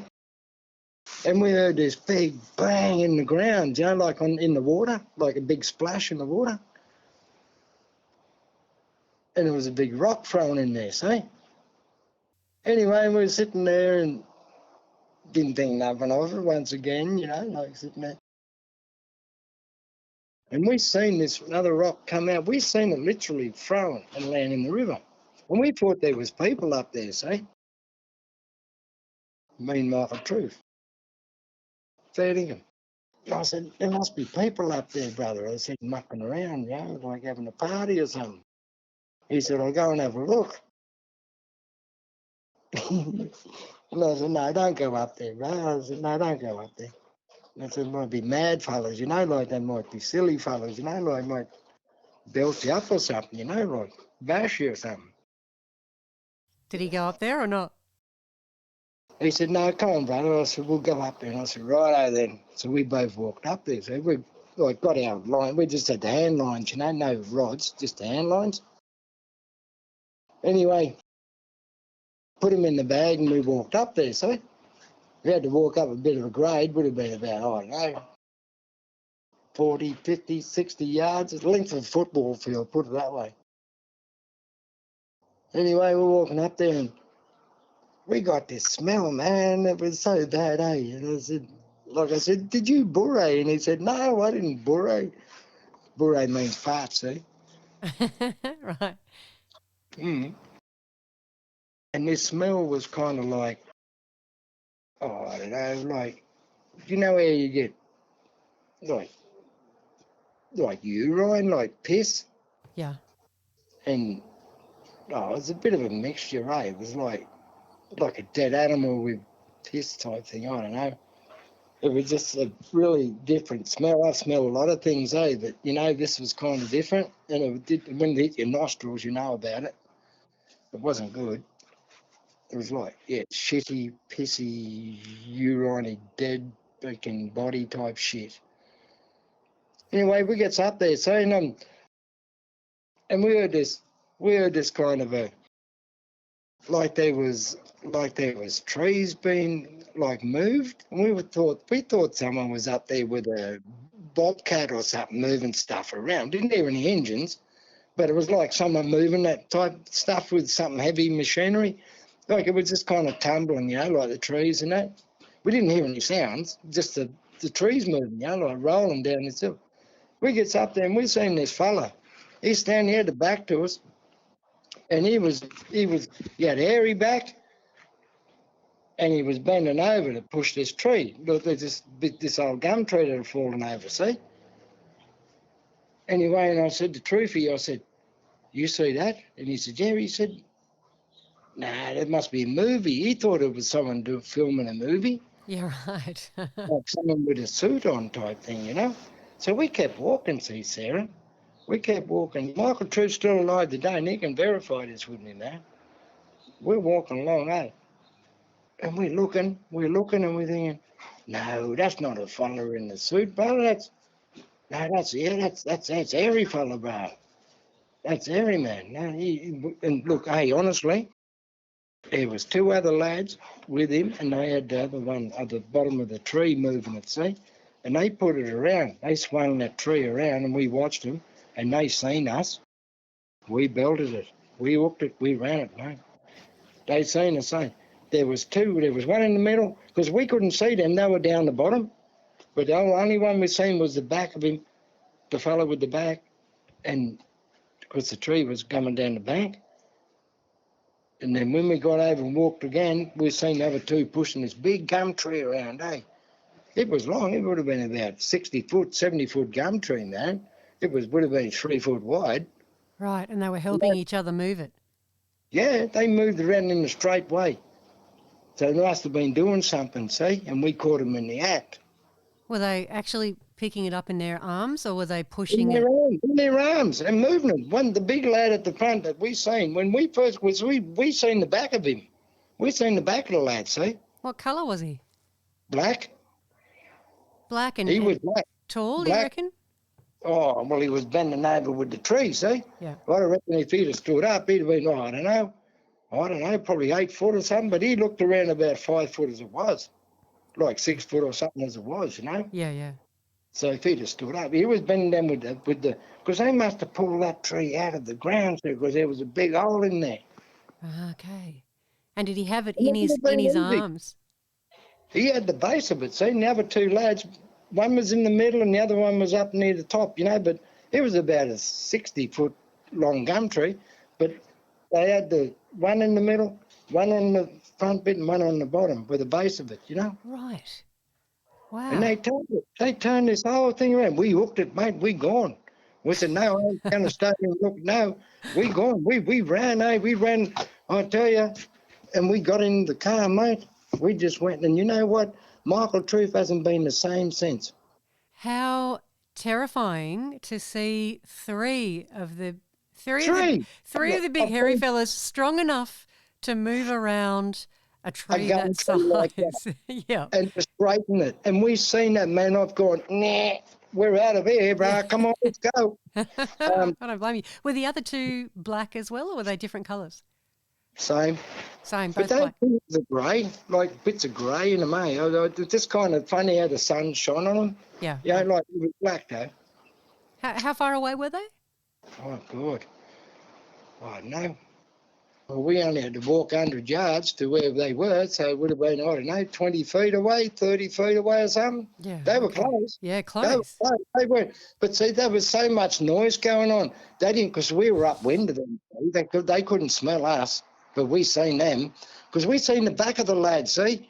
Because I said, what's that? And he said, I don't know. So we kept walking, saying, we're looking at the lad, and we knew that it wasn't human. It was something, it wasn't in the monkey suit, because you could see all the muscle definition. Oh, yeah, you could see the muscle definition and he moving that base of that tree. And then when we got over that bit and looked down, when that tree come around is when they come off that bottom bank, and we could see the other two. We going, oh, no, come on, we're out of here. Come on, let's go, go, go, go, go, go, go. Do you But we think didn't go out. that were they the same size as the first one you saw? Oh, it depends, see, because the one we saw was closer. The ones we seen was like, you got a 60-foot, 70-foot gum tree. I mean, like, they're further away. I mean, like, Yeah. well, not that far, I don't know. Could have been juveniles. I don't know, but they look, I don't know. It's hard to say, sir. It would have been easy. 8 to 9 foot, that first fella we seen the back toward us. You know, like he looked, like I said, he looked 6 foot just at his back, like the way he was, Yeah, right. just moving that tree. But if he'd have stood up, which we didn't get, I didn't want the opportunity to see that. I just wanted to go. No. We've seen the other two, because we didn't know what was moving that tree down the bottom, see? And we knew that the big fella from there couldn't swing that tree on his own. Right. So there must have been other movement down the bottom, and that's what we seen. And we'd gone, uh-oh, time to go. Yeah, I'm not surprised. Where Absolutely. was And I mean, like, we don't go looking for this. We're not researchers. It's just things that happens with us. where was that again? What was the location? Down in between out there in between the two rivers of Which rivers were they? Castlereagh and Tarrabragar and the Macquarie. Because on that middle there, see, there's an Aboriginal mission there. It's called Tarrabragar Mission. So, and you reckon your mate Mike wasn't the same afterwards? Nah, he wasn't the same, mate. He was, nah. What did you say? What did you talk about it in the car on the way home? Well, I couldn't say much. I mean, like, he didn't say much to me. Yeah. It was kind of like as if he'd seen something which he didn't believe that he'd seen, but he didn't know how to talk about it. Yeah.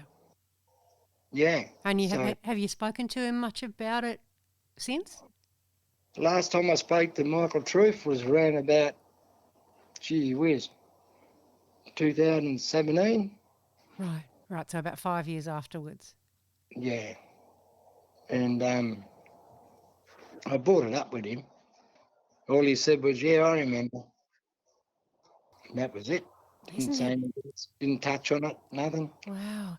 I find it fascinating, because if it was me, I'd be wanting to talk about it, to rehash it, to go over it, to relive it. I'd be wanting to talk about it to everybody. But so it's interesting that, and it's not the first time I've heard that people who perhaps were actually really so frightened that but that's his first time. He hadn't seen stuff like that. Where I've seen that beforehand, And, yeah. So he didn't know what to do with it. But he didn't know that I knew about them. Right. I never shared any of my stuff with him. That's interesting. So you didn't in the car on the way back? Yeah, but I mean, like, beforehand, he didn't know about Yowies. He didn't have a clue about Yowies. Yeah, right. But whereas I did. Yeah. And so what I seen, I know about, but he didn't know that I knew about it. And that's why I said, let's get out of here. Yeah. Because we don't want to be a statistic, more or less, No. I mean, like you don't know what they're going to do. No, you don't. you don't know what they're going to do. And there's different clans. Yeah. You know, like I've got a mate of mine. Like he lives up in the mountains, you know.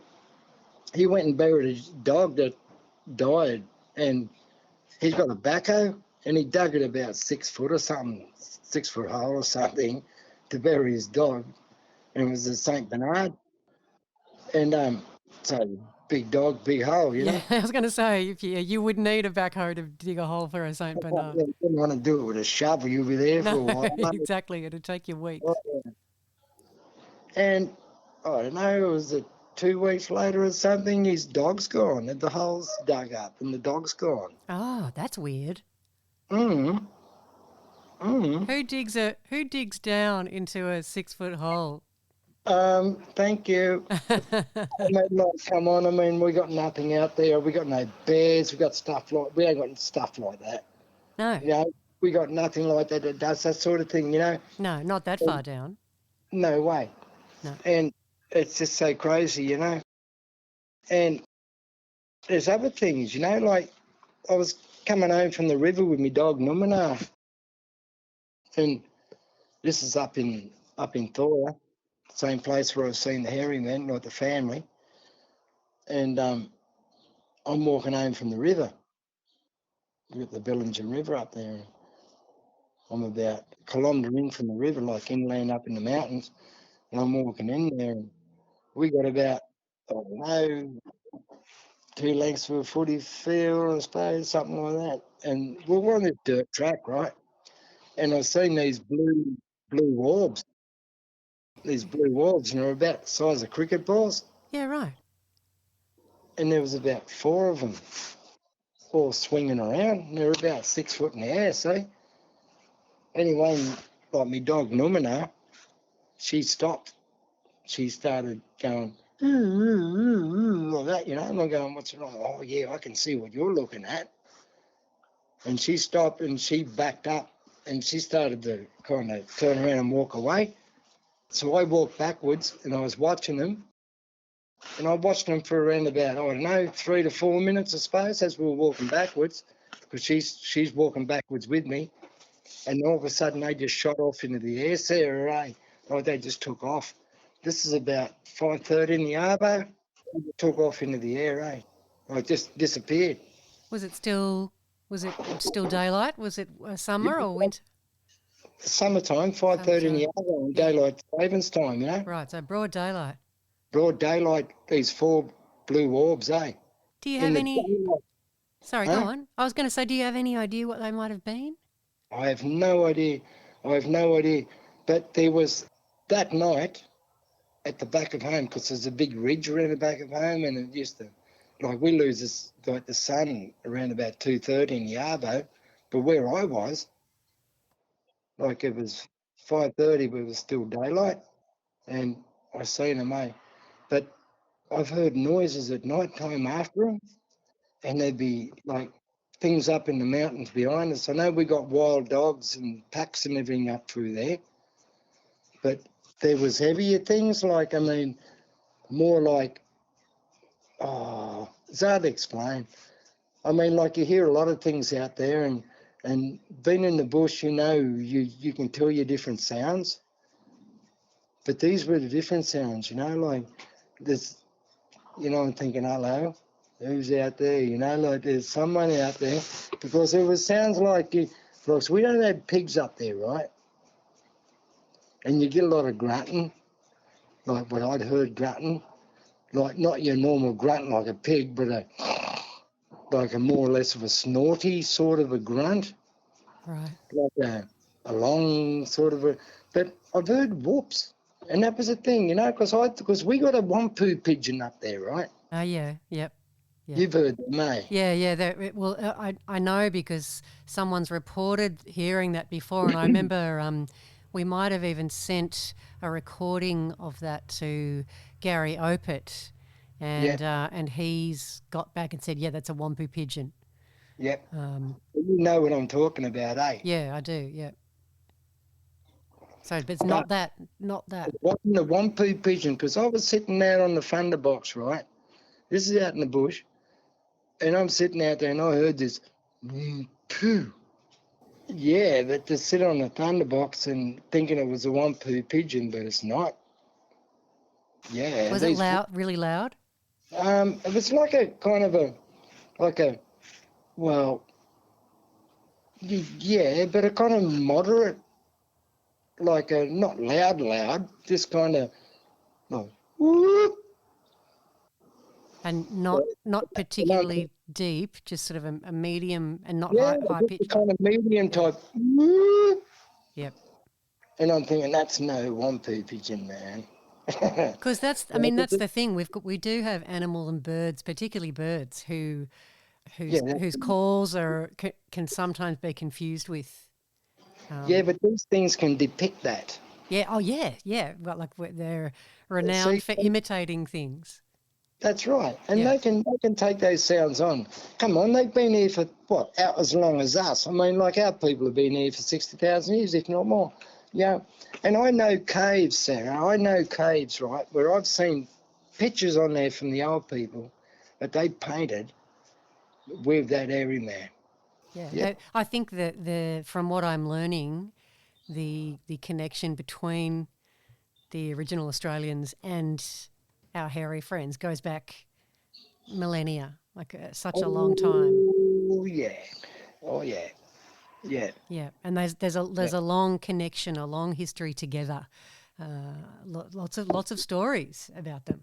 Absolutely. I mean, like, you know, and this is what really kind of bothers a lot of people. The people I've spoken to, right, they say to me, River, and I go, yeah, what? Well, these are people I trust, right? Like in regards to talking about this thing about like our people. I mean, like our hairy friends, you know, because a lot of people won't take it on board, you know. Oh yeah, you're just a rah, you know. It's, yeah, righto. Okay, you wait till you see one, mate. You won't forget it. Then you'll come running back and saying, "Oh, remember me? I seen what you were telling me about." Yeah. Yeah, but you know, what we need to do is bring this awareness into play. Like I was saying earlier, because look, there's a lot of people out there that don't know what these things are about. We'll never know what they're about. But when I had an opportunity to speak to that one, and gee, I tell you what, Sarah, I wish I had the opportunity to understand what they were saying back to me. Yeah. I wish I knew. I just wish I knew what it was saying to me, you know? Mm-hmm. But it was like, and I was speaking, like, yarning to him, yeah? But when he responded, that got me on the hairs on my arms and the neck stood up. I'm not surprised. And I said, God. Yeah. Yeah. So I retreated. Then I just went back and sat down, you know, just so I won't be threatening. Do you think that the voice that was responding to you was male or female? I think it was female. It sounded female. It really did. It sounded female. It sounded like a woman's voice, but not a woman's voice, but a woman's tone. Yeah, yeah. You know, yeah, it sounds very much like but I've heard that before. But the first lot I've heard was like a more of a heavier, like, you know. So I don't know. Maybe there was more than one. Might have been the dad and the mum, you know. But I certainly heard most of the mums, and it was just, yeah. And I don't know. It just seems really strange. I don't know because I'm Aboriginal. I don't know. It's because of what I said. Maybe they might understand that sort of stuff. I don't know. I mean, it's crazy because I sat back and I thought about it, Sarah, even doing my radio show, you know, I've told people on air, you know, and I think, am I crazy or what? You know, no, I heard what I heard, and I did hear what I hear, and yeah, and, you know, God, geez, I tell you what, it's just amazing. They're out there, I'm telling you, and they're more intelligent than what you think. Oh, absolutely. What most people think. I've certainly learnt so much in the last few years, but particularly in the last kind of 6 months from Australians and also people who communicate and research, who communicate with and research the Sasquatch in the United States, I've really starting to get much more of an idea of who these people are and why they are like they are and why they show themselves to us.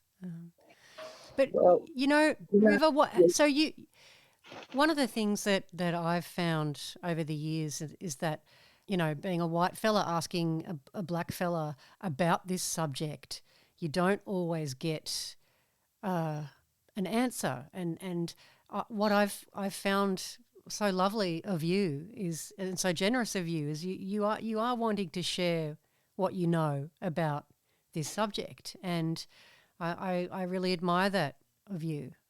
So what are your reasonings behind wanting to share this information with everybody, with your listeners, with my listeners, with the people you come into contact with? Well, the reason is, Sarah, there's a lot of skeptics out there.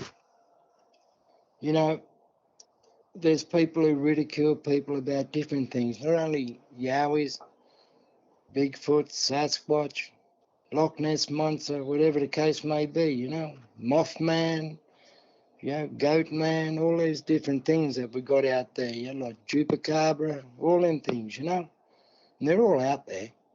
But it's just that people haven't had the opportunity to experience it. But once you do, you will never forget it, like I said earlier. But all I want to do is just bring the awareness that there are things out there that people don't realise that are out there. They hear about it, they laugh about it. Until they see it, they'll think about it, Yeah. And then they'll realise that, life's not what they think it is. It's just there's a lot more to offer out there, and it's been out there for years and years upon years, Yeah. And our black fellas, like our people, have known about it for years. I mean, like things that I told you has been handed down to me. But, at the end of the day, they've been there longer than us, and they're more intelligent to still be there. Yeah. Tell me a little bit about you mentioned your uncle used to talk to them. Mm. Can you tell us a little bit about that? Oh, Gaboo Ted Thomas, mate. Was he your blood uncle, or uncle as in one of your elders? My mother's sister married Uncle Ted. Got it. Right. So my auntie married Uncle Ted. Well, Uncle Ted, he rang me up one day. Well, actually, I was down in Wallaga Lake. Uncle Ted was living down with Auntie Ann. Anyway, I sailed in there one day, see, and I stayed at Auntie Ann and Uncle Ted's place, see. Anyway, gets in there and sitting down having a cup of tea with her, having a yarn, Auntie Ann says to me, says, son. And I said, yeah, what? So see that china cabinet over there? And I said, yeah. She said, see all them bones in there? And I said, yeah. Said, your uncle went and got them the other day. And I said, what? Sorry, that's this Mingo going off here. That's all right. Yeah, that's my little lad. He's only a year old, eh? He's very protectionist, though. Oh, cute. And I said, what bones are they? She said, they're the old people's bones. I'm going, what? Yeah, these old people's bones he dug out of the creek up there, see? Well, he come across them and brought them home and put them in the china cabinet, see? And this is the first day. I only been there about 4 hours and had a cup of tea and yarn, and she showed me, see? Uncle Ted wasn't home. He was at some meeting in town, see? Anyway, I'm sitting there with her, and she said, look, son, I'm going to tell the old fella to get rid of these bones. And I said, righto. And I said, how long have they been there? And she said, oh, about a month. She said, all these things have been happening in the place, see? Anyway, Uncle Ted got home about 10:30 that night, see, and I ended up going to sleep, see? I didn't see him till the next morning. Because, I drove, and I was tired. She said, yeah, she fed me, see, and said, yeah, go to sleep, son. You're all right. And I said, going to bed, see? When I got up in the morning, Sarah, the whole lounge room was changed around. What, all the furniture? all the furniture was changed around. All the furniture, yeah, all the lounge and everything was all changed around. And when I come out, only Anne sitting at the kitchen table. She said, "See that, son?" And I said, "Yeah." She said, "It wasn't like that last night, eh?" And I said, "No." She said, "This is what's been happening." Yeah, right. Right. Yeah. So anyway, Uncle Ted come out from the shower, see? And I said, "Hey, you know, rah, you know." He said, anyway, and so, you know, we yarned and everything. I said, "What's going on here, Unc?" I said, "The lounges wasn't like this last night when I got here." He said, "I know." He said, "I've got to take that man back down and plant him again." So we went and buried him again, see, and done all the tribal stuff and everything. Anyway, we gets home, see? He gets a phone call. He said, "We got a busload of Budapest, people from Budapest wanting to come over and have a look at the land." And Uncle Ted show them what they can eat, what they can't eat, all the berries, you know, and dig for yams and show them all different tribal stuff, see? And this is up in Mumble Mountain down the south coast in New South Wales, see? Mm-hmm. You heard of Mumble Mountain? Yeah, I've heard of it. Yeah. We're up there, see? And you got Pigeon House Rock, which is next to it, and you got Gulaga. A lot of action there. So we walk like these, what, the next morning, see? If we get up, we drive along, and I said, "Uncle Ted," and I said, "Now, you right, Uncle, what?" And he said, "Yep, I know what to do." I said, "Righto." Anyway, we met these people on the bus, and there was about, I don't know, 50 people or something, 40 people, 50, something like that. But they had one lad who was an interpreter, see? And he was teaching, like, you know, telling them what we were saying, what Uncle Ted was saying, see? We walked along this dry creek bed, see? Or along this track. And it was a dry creek bed coming up, see? And he said, "See, if you dig around about 6 foot down there, or 3 foot down there," he said, "you'll get water." And all these people, you know, the lad was telling them, they're all going, "Oh, yeah. And he put his head up and he sniffed in the air, see?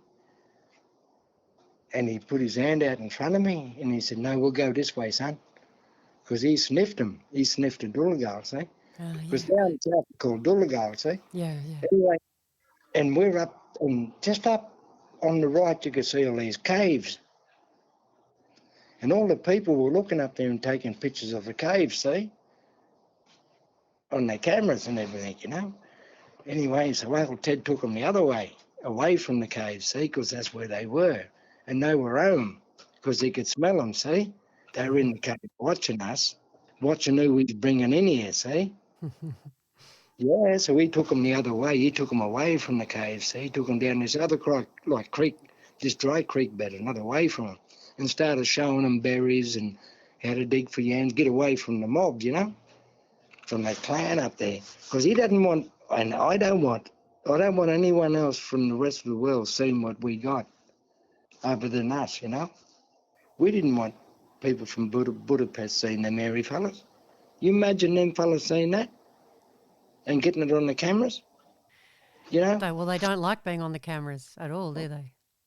But I mean, like, if they was to just kind of pop their head out and they take a pic, just, you know where they are. They're inquisitive, man. Yes. They look, but you can't see them, but there's always been pics of people catching them. You got to look hard. I've seen them in live. I've seen them live in the daytime, not alone seeing them on a camera. I'm sure I've seen you them. can't I've seen even... them physically. I've seen them physically. Yeah, you have. And I tell you what, I still have dreams. I still have dreams about it, you know, and that's what I spoke to Dean about, you know. Yeah. Well, I don't want to go to no doctors and tell them about what my experiences are, because they won't believe me. No. Although if you do ever want to talk to someone, I do have a couple of psychologists who've offered their services, like they can do telephone counselling, and they're people who, one of the ladies I've spoken to actually have seen a Yowie herself, and the other woman I've spoken to is into paranormal stuff, and she's also a psychologist. So if you do ever want to talk to someone, let me know. But you don't want to just go and talk to psychologists about this. So I mean, you know, because you're then called delusional, and here, have some antipsychotic medication because you're clearly delusional. Well, see, there's been a lot of times, you know, where I have reached out to people, But they thought I was like what we call narragar, you know, like silly fella, you know. Yeah. But the only ones I yarn to, well, I have yarned to people that I tried to kind of educate, because they've asked me, you know, because they've seen what's it called, Harry and the Hendersons, Yeah, yeah. sort of thing, you know. Yep, the And they were American telling me TV show. yeah, but these are younger fellas, these are younger people, you know, and they reckon they've seen monkeys in the bush, you know, while they're out there doing their stuff, you know, like motorbike riding and stuff like that, you know. Yeah, we've had quite a few sightings from people who are out motorbike riding in the forest. Like young fella up home, he rang me up, well, my nephew, he rang up, he said, Unc, he lives in New South Wales still, and he said, Unc, he said, I've seen something down there on the road, you know, and I said, what was that? And he said, I thought it was a wombat when he first coming down the track on his motorbike, him and his mate. And he said, then it stood up. And he said it was about 6 foot. Wasn't, yeah, must have been a juvenile or something, I don't know. Must have been bending down doing something, you know. But it had it back to him or something, he said. Yeah, right. Yeah, but I just had one more question about Uncle Ted too. So Mm. I remember you saying ages ago, maybe when you did that first interview with Paul Cropper for AYR, you mentioned that Uncle Ted used to sit in a cave and talk to the yeah. Yowies. That just fascinates me. What did he tell you that, or did your auntie tell you that about Oh, what no, he? Uncle Ted told me that, and that was after the bus load, see? You're right. What did he say? Yeah. Well, Uncle, see what happened was after we done that, where we had to turn off, when he sniffed in the air, he said, "We'll go down this other way, son. We'll go down this way. We'll get him away from the mob, you know, like from the Yowie mob." Anyway, we walked down the other way. But when all the people had gone home, like on the bus and that, we'd gone home and we were sitting there. And I said, "What do you reckon, Unc?" And he said, "Different mob from being overseas, you know, these people, you know." He said, "Anne," he said, "that's my auntie Anne." He said, "Anne, I'm going up here to see these fellows. I'll be back." And I said, "Where you going, Unc?" He said, "I'll be back, son. I'll see you soon." He went up there. He went up to see him, see? He After was up there. after he took the Yeah, busload of tourists sort of another direction, he went up to talk to them afterwards. yep. And I'm sitting at home with Auntie Anne, see? And we still got the bones in the cabinet. No, sorry, the bones are gone for the cabinet. That's right, the bones are gone for the cabinet. And then she said, "Thank God, the bones are gone. But now he's going up there to talk to them lads." And I thought, right. I said, "Auntie," I said, "how often does Uncle go?" She said, "He goes up all the time. Goes up there and yarns to them, you know, see how they're going." He takes, you know, things up to them, you know, like corn cobs and cobs of corn up to them, you know, the corn cobs, eh?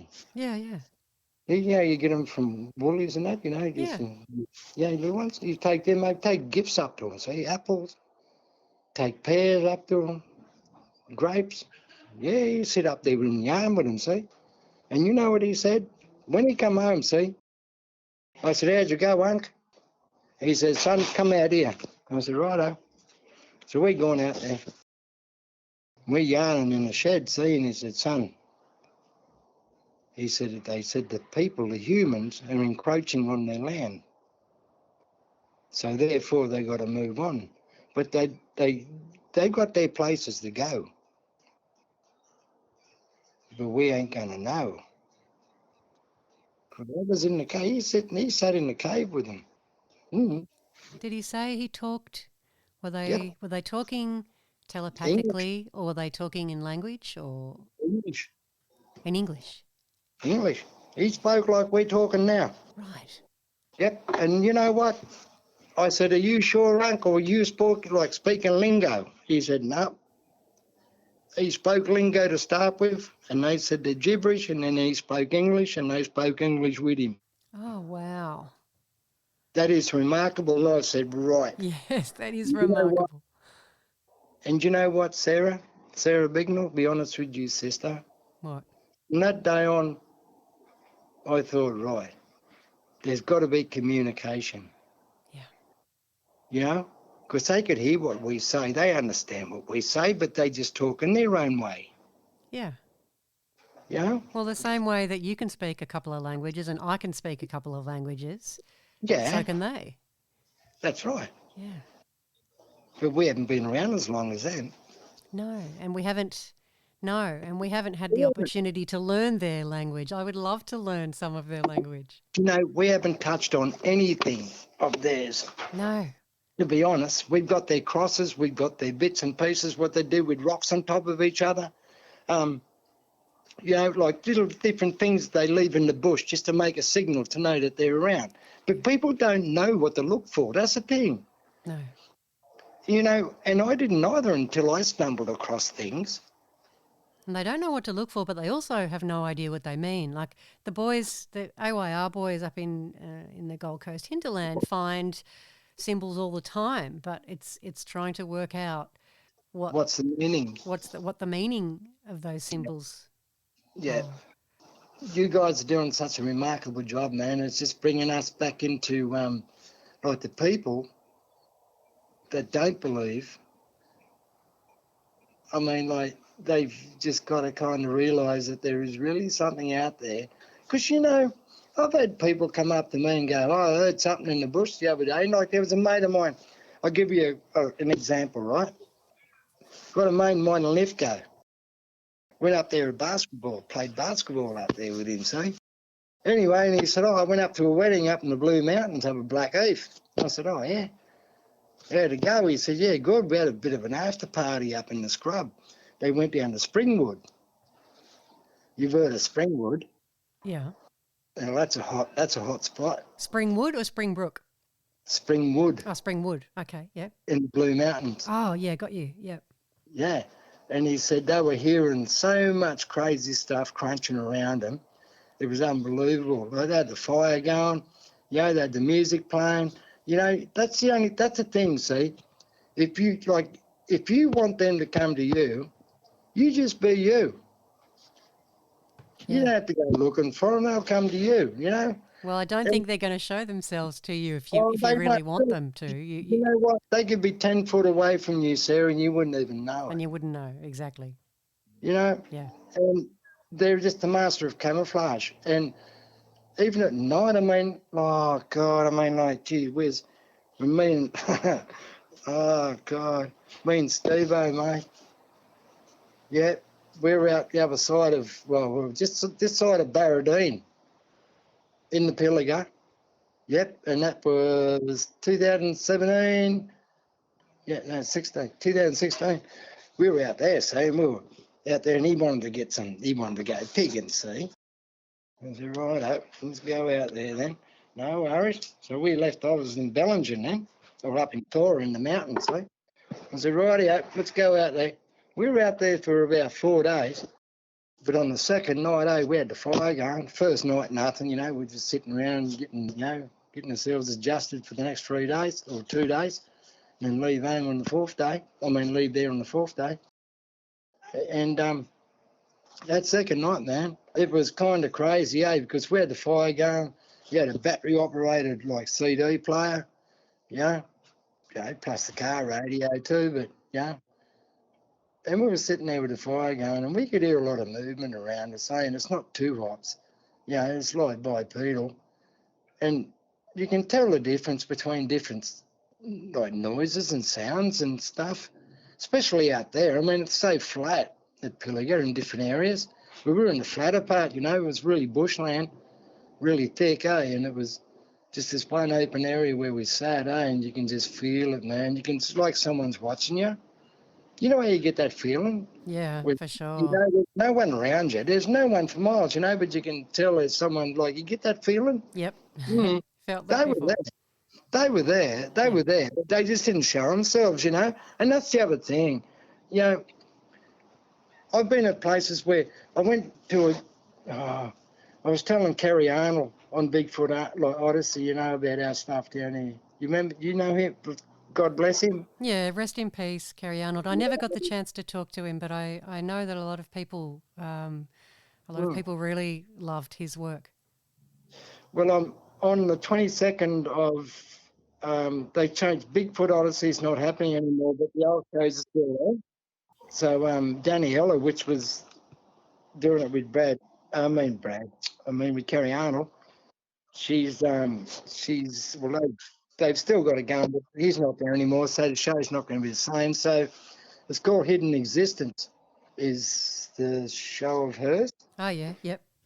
Yeah, so I'm on there on the 22nd of December, sharing stuff from our Yowie mob down here. And anyway, so I'm on there, and that's the last part of they wanted to do a Christmas thing, there's the 12 days of Christmas and there's 12 invited guests. Oh, nice. Nice. Yeah, and so you're one of the guests. In regards to sharing our Australian Yowie stuff. And fantastic. Yeah, so I want to do it, and I want to do it, man, and put us on the map in regards to this, Like, yeah. I've been on the Bigfoot Odyssey twice before, and and they've always wanted me back again because I share the truth and the awareness, Yeah, exactly. That's what it's all about, because they're out there sharing. Oh, just share it, Sarah. Yeah. Do you know what? I've got to tell you a story.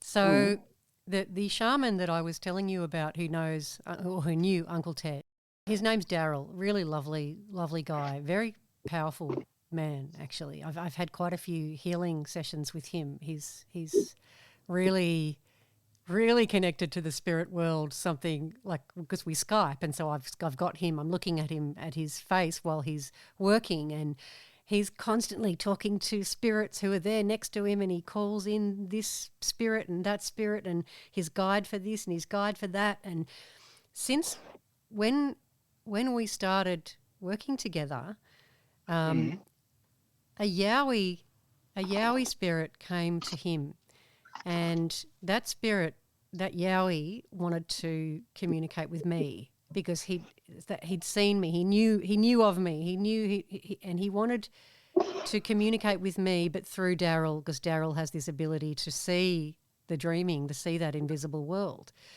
And this Yowie he's real. He's alive.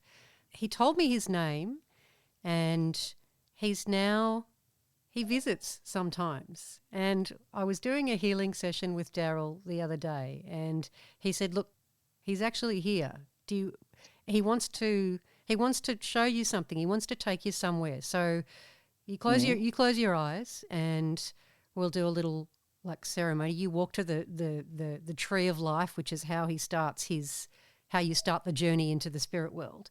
So I've got my eyes closed, and this vision of this beautiful big hairy man who's just got this, he's reddy brown, he's got, a dark coloured skin, he's got a twinkle in his eye, he's certainly got a sense of humour, he's got such a big, kind heart. And he's reached out his hand to me, and he's picked me up, he's chucked me on his back and took me for a run through the forests. And then this image came into my head of a campfire, and I thought, well, that's a bit weird because Yowies aren't renowned for using fire. And then I saw this image in my head of the boys camping up in doing their expeditions overnight in Springbrook National Park, and I saw me there. And so what I gathered from that, he was showing me that when I was up there with the boys, he was watching us from the forest. That's what I was gathering from that, and so I asked him. I've been talking to him in my mind quite a lot, and he comes into my mind, and he reassures me, and he heals me, and he comforts me. It's really, I know I sound crazy talking about this, but you will understand. And then so I asked him, look, you're helping me, you're supporting me, and you're encouraging. What can I do for you? How can I help you? And he said, keep talking about us. Yes. The message was, you need to keep telling people about us. So that's why I told you that story, River, because that's what they want. They want us to talk about them so that people know about them. So we protect their existence. We protect their spaces. That's right. And they've been there for a long time, and this is what Uncle was saying, he said, now they know that we know. Yeah. you know, and that's what Uncle Ted said to me. He said, you know, later on, you know, he said, they know we're here and we know they're there, but they don't want us to see them there. Yeah. Yeah. But they don't really want, I don't think they want us to see them until we are better human beings. Look, I don't think we can get any better than what we are because, you know, things are going crazy. I mean, some people can, some can't. But you know what, Sarah? When I seen, like, with that one of the, when, like, with the rabbit warren, you know? Yeah. Like Penny and I, you know? And, like, this is about 5:30 in the arvo, 6 o'clock in the arvo, close to that time, you know? And it was daylight saving. I mean, like, it was still daylight, for God's sake. You know, and because we heard something to start with, but we just brushed it off, you know. That was probably the day watcher, and he's probably letting them know that we were there. But see, that rabbit warren, it was a huge one, and that's their food area. That's where they come down in the afternoon to get their tucker. And here we are. Yeah, so they're going, get out. Like, this is our spot. These are our rabbits. They're making all sorts of noises. They're doing all sorts of things. But we were kind of getting parallel. I mean, we had two on the, one on the right, one on the left, and one in front of us leaning out from the tree. You know, that was enough for us to see him. You know, because we had the double take. We had the look again, because when the lad came out the second time, he leaned across and he looked at us. But I mean, like, he was so big. He was just so big. And I'd never, you know, when I seen that lad when I was 12, you know, when I seen him at 12, I thought, well, right, I didn't know what it was. I didn't know what it was until it stood up and it ran. When we seen it run, then I knew it was what my elders told me about, Dairyman. And I'm at 12-year age, right? But then as life goes on, when I seen that lad, when I was driving the BAB transport, when I come around that bend, mate, and I seen that big lad standing on the side of the road, I thought it was a hitchhiker, eh? But, you know, you got your bull lights on your truck, and they just shine for about a kilometre, you know. When I come around that bend, mate, here he is, this fella. I thought it was a hitchhiker standing there.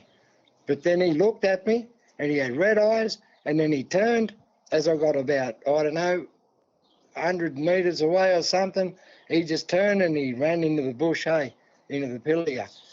And then I went, oh, no, I ain't going to stop. You know, just kept going. Yeah. There's no reason to stop.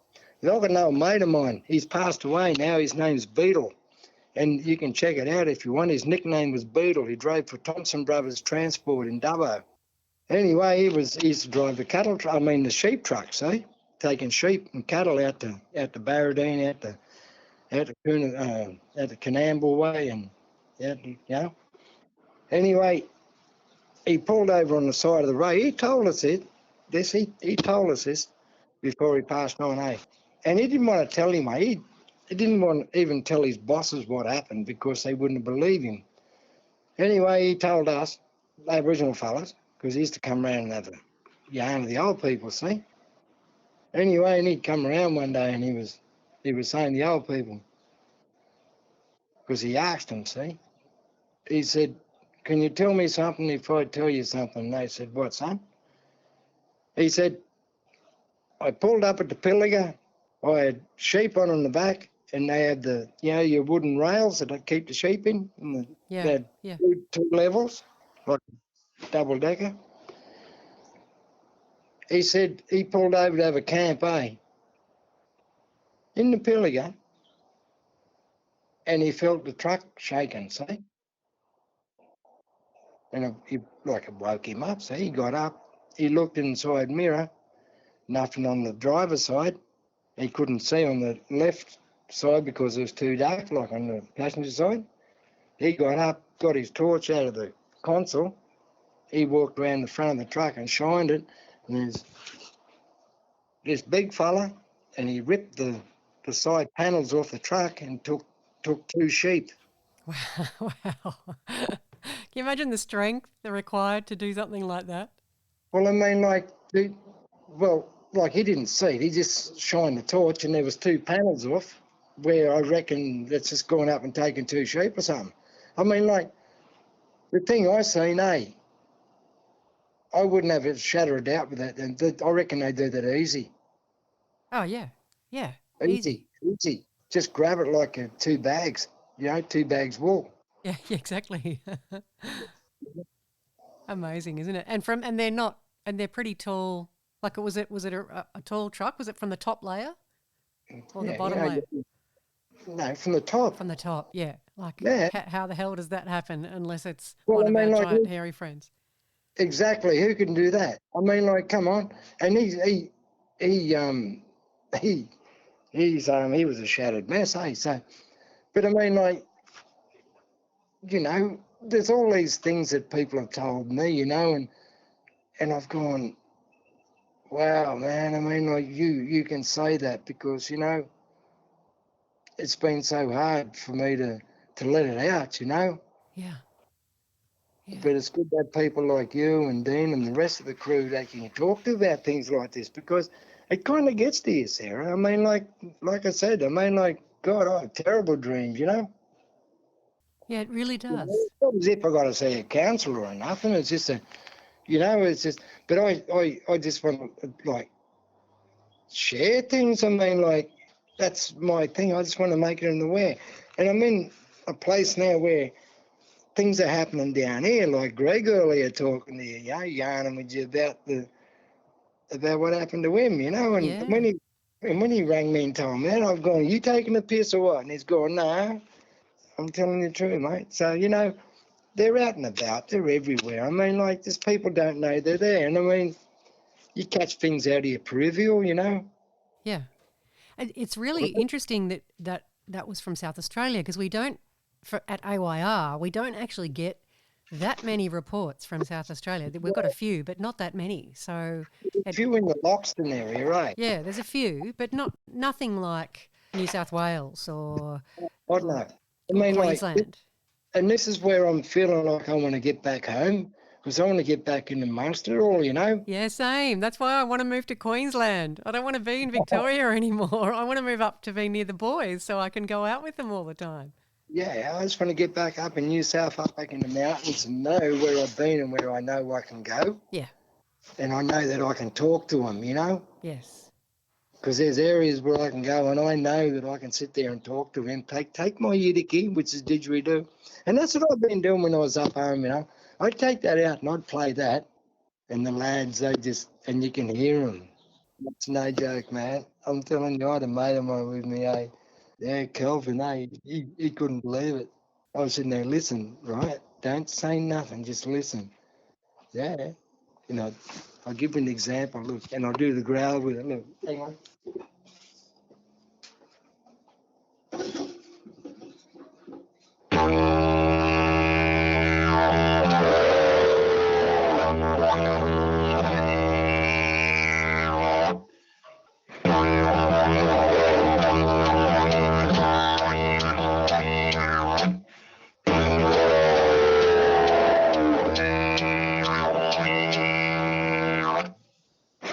That sounds so cool.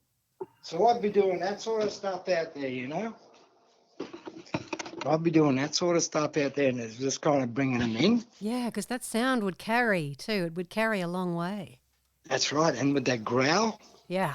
Yes. And that's the one that was bringing them in. See, like, yeah. And we could hear all movement, Like if we had fleurs and all that fancy shit, man, we'd catch a lot of crap that night, man.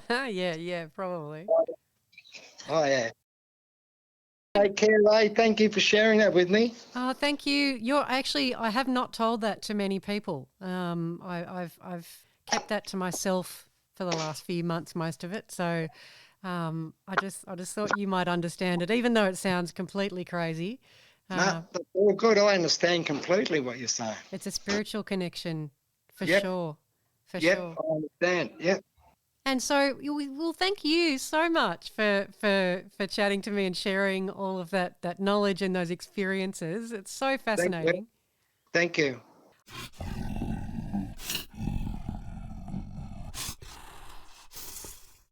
And that was the delightful River Morris and his friend Greg right at the beginning. Thank you both so much for sharing your stories with me and with the Yowie Central listeners. I ended up chatting in more detail about my Mindspeak experiences with next week's guest, dedicated Yowie researcher Craig Zammit. So if you're interested in hearing more, tune in for the next show. And if you're not sure what a Wampu pigeon sounds like, here's a little snippet that I prepared earlier.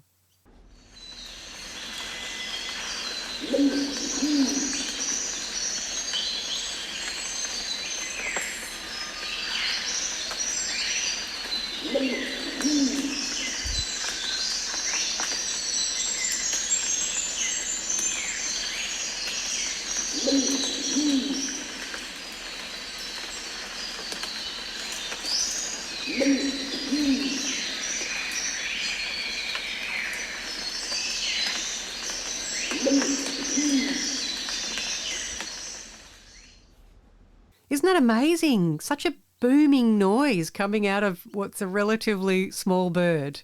If you were in the forest and hadn't heard that call before and you didn't know what that bird looked like, you would be thinking it was coming from something the size of a wedge-tailed eagle or a powerful owl or something like that. But they're just normal pigeon size. Really quite amazing that such a big booming sound can come out of such a little chest. And don't forget, people, the more we talk about this subject, the more we normalise it for everyone. And it's my hope that people face less ridicule when they talk about their experiences. And hopefully, if and when people see these beings, they're not quite as traumatised as they might be when they didn't even know that these beings existed. And maybe, just maybe, if we educate people about Yowies, we'll be able to protect Yowies from people hunting them and from people destroying where they live. If you've seen a Yowie or you've experienced something strange and mysterious, I'd love to talk to you, and the Yowie Central listeners would love to hear your story. Get in touch with me via yowiecentral@gmail.com or via the Yowie Central Facebook group. And if you do want to join that Yowie Central Facebook group, help me keep the trolls at bay and answer all the questions, including agreeing to the group rules when you request to join. You can also send me messages via Instagram and Twitter. Well, that's all I've got for you today, my friends. Yowie Central will be back in a couple of weeks. I'll catch you then. Stay safe. Out in the cold, out in the dark, something's lurking at the edge of the park. People be warned, people beware, there's a storm on the rise and it's covered in hair. Hear him cry, hear him howl, looking for someone to disembowel. Claws like a hook, eyes like coal, feet so big they're gonna crush your soul. They call him Sasquatch. Can't see under the darkness behind the tree. Is he a monster? Is he a man? Is he a demon under Satan's command? Hear him cry, hear him howl, looking for someone to disembowel. Claws like a hook, eyes like coal, feet so big they're gonna crush your soul. They call him Sasquatch. Yeah!